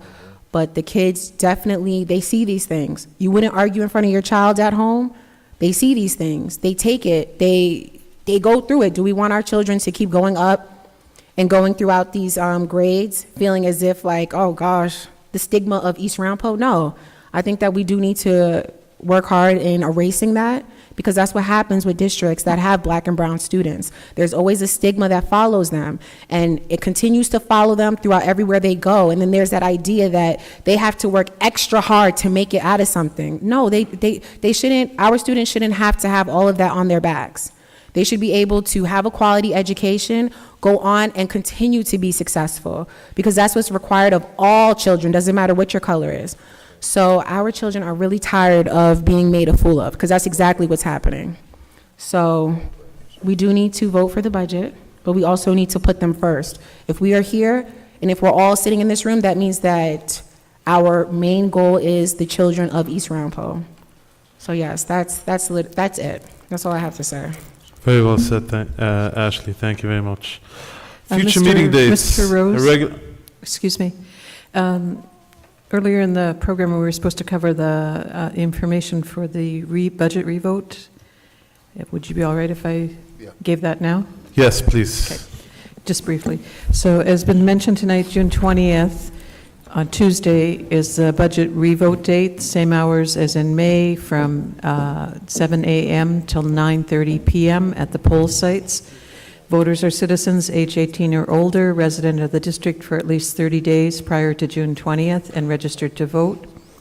All registered voters in all wards can vote on the budget, but they must vote at the poll site for their ward. The budget newsletter is going to the post office tomorrow. People should have it, you know, depending on the post office, maybe Monday. Occasionally, some people get it in 2 days. And it is going to all registered voters, approximately 62,000 voters in our district. Important dates to note: June 13th, next week, is the last date for voter registration with the district. From 12:30 in the afternoon till 4:30 in the afternoon, they can come to the district office to register if they haven't already. June 13th is also the last date to request an absentee ballot to be mailed back to the voter. June 19 is the last date to request an absentee ballot for pickup by the voter or the voter's designated agent. June 20th, all absentee ballots and military ballots must be received by my office, district clerk, by 5 p.m. on the vote day in order to be counted. And again, just a reminder, in-person voting, 7 a.m. till 9:30 p.m. at the ward poll site. And the board meeting on June 20th, which I think Mr. Rose is going to mention, will start at 8:30 p.m. due to the budget vote. Thank you. Just one more thing, if you don't mind. I'm sorry, I know it's late, President Rose. Just want to make one more announcement. Just as a point of information, on June 14th, we'll be conducting our last of 6 town halls, conversations with Clarence. That'll be at Chestnut Ridge, and it's from 6 to 7:15, and then on the 16th, right now, we're trying to solidify a space and an ability to do a tailored presentation for the community members that live in the hamlets. They're, they have a large voting block. Usually, many of them have, adult children, but still, we're going to make sure that we do the best we can to share the information that's important for them to make an informed decision and operate from a position of strength. Thank you. Kathy? Thank you. One second, Shimmy. Will the table that Natalie presented tonight of the tax impact under the 0% tax levy be on the flyer that's being mailed out to the public anyplace? I would ask Ms. Espinel, I don't think so, but I strongly recommend putting that on the flyer. it's too late. The flyer is going to the post office tomorrow, the The newsletter. budget newsletter is already It's been printed. designed and created with BOCES. All I have to say is we do not communicate with the public very well.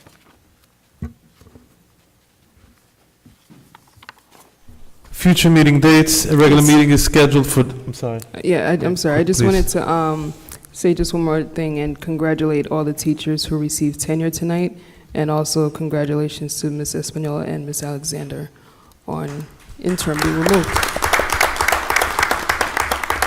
Thank you. A regular meeting is scheduled for June 20, 2023. Please note the later time, beginning at 8:30 p.m. right here in the PLCC room, 105 South Madison Avenue, Spring Valley, New York. Written communication. Since the last board meeting, the board has not received written communication. I will now make a motion to enter executive session. You guys can vote it down. I'll be happy. Do I have a second?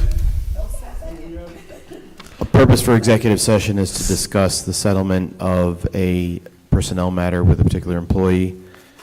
It should hopefully take, well, it should take less than 3 minutes. I'm going to hold you to that. Unless we have the Socratic dialogue akin to the dialogue we had about buses. So Do we anticipate? it will be in your hands. Do we anticipate action? We anticipate action, but I am fairly confident that if we scurry down the hall, we can do all this in 5 minutes. Okay, second by, I believe, Ashley second. All those in favor say aye.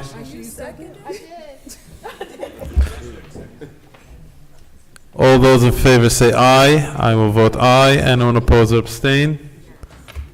Motion carries. We'll be back in 3 minutes.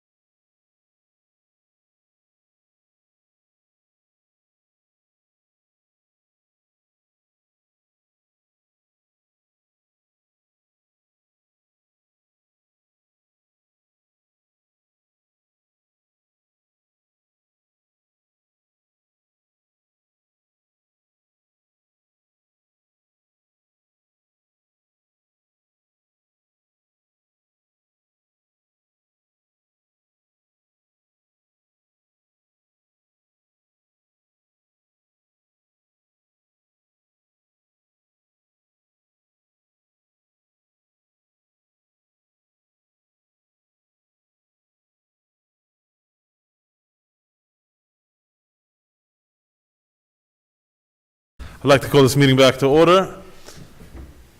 1, 2, Yes, 3, yeah, 4, 5, we have a quorum. Kathy, you want to read the motion for us? Yep.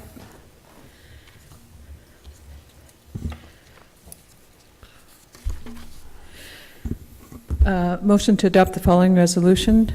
Whereas the district received New York State Division of Human Rights complaint in 2021 by a particular district employee, and whereas the district division and the employee reached a settlement of the matter, now therefore be it resolved that the board hereby, 1, approves the settlement agreement with the particular employee, 2, authorizes the superintendent to work with staff to implement the provisions of the settlement consistent with its terms. Moved by Mr. Grossman, second by me. All those in favor say aye. Anyone opposed or abstain, motion carries. Wait. You're adjourning? I didn't make a motion yet. You can't. You forgot something. Wait. Seriously. You can stay here. Good night. Wait. Happy birthday to you. Happy birthday to you. Happy birthday, Dr. Ellis. You like that voice, right? Happy birthday to you. She just wanted to show off how well she can sing. Thank you, everybody. Appreciate it.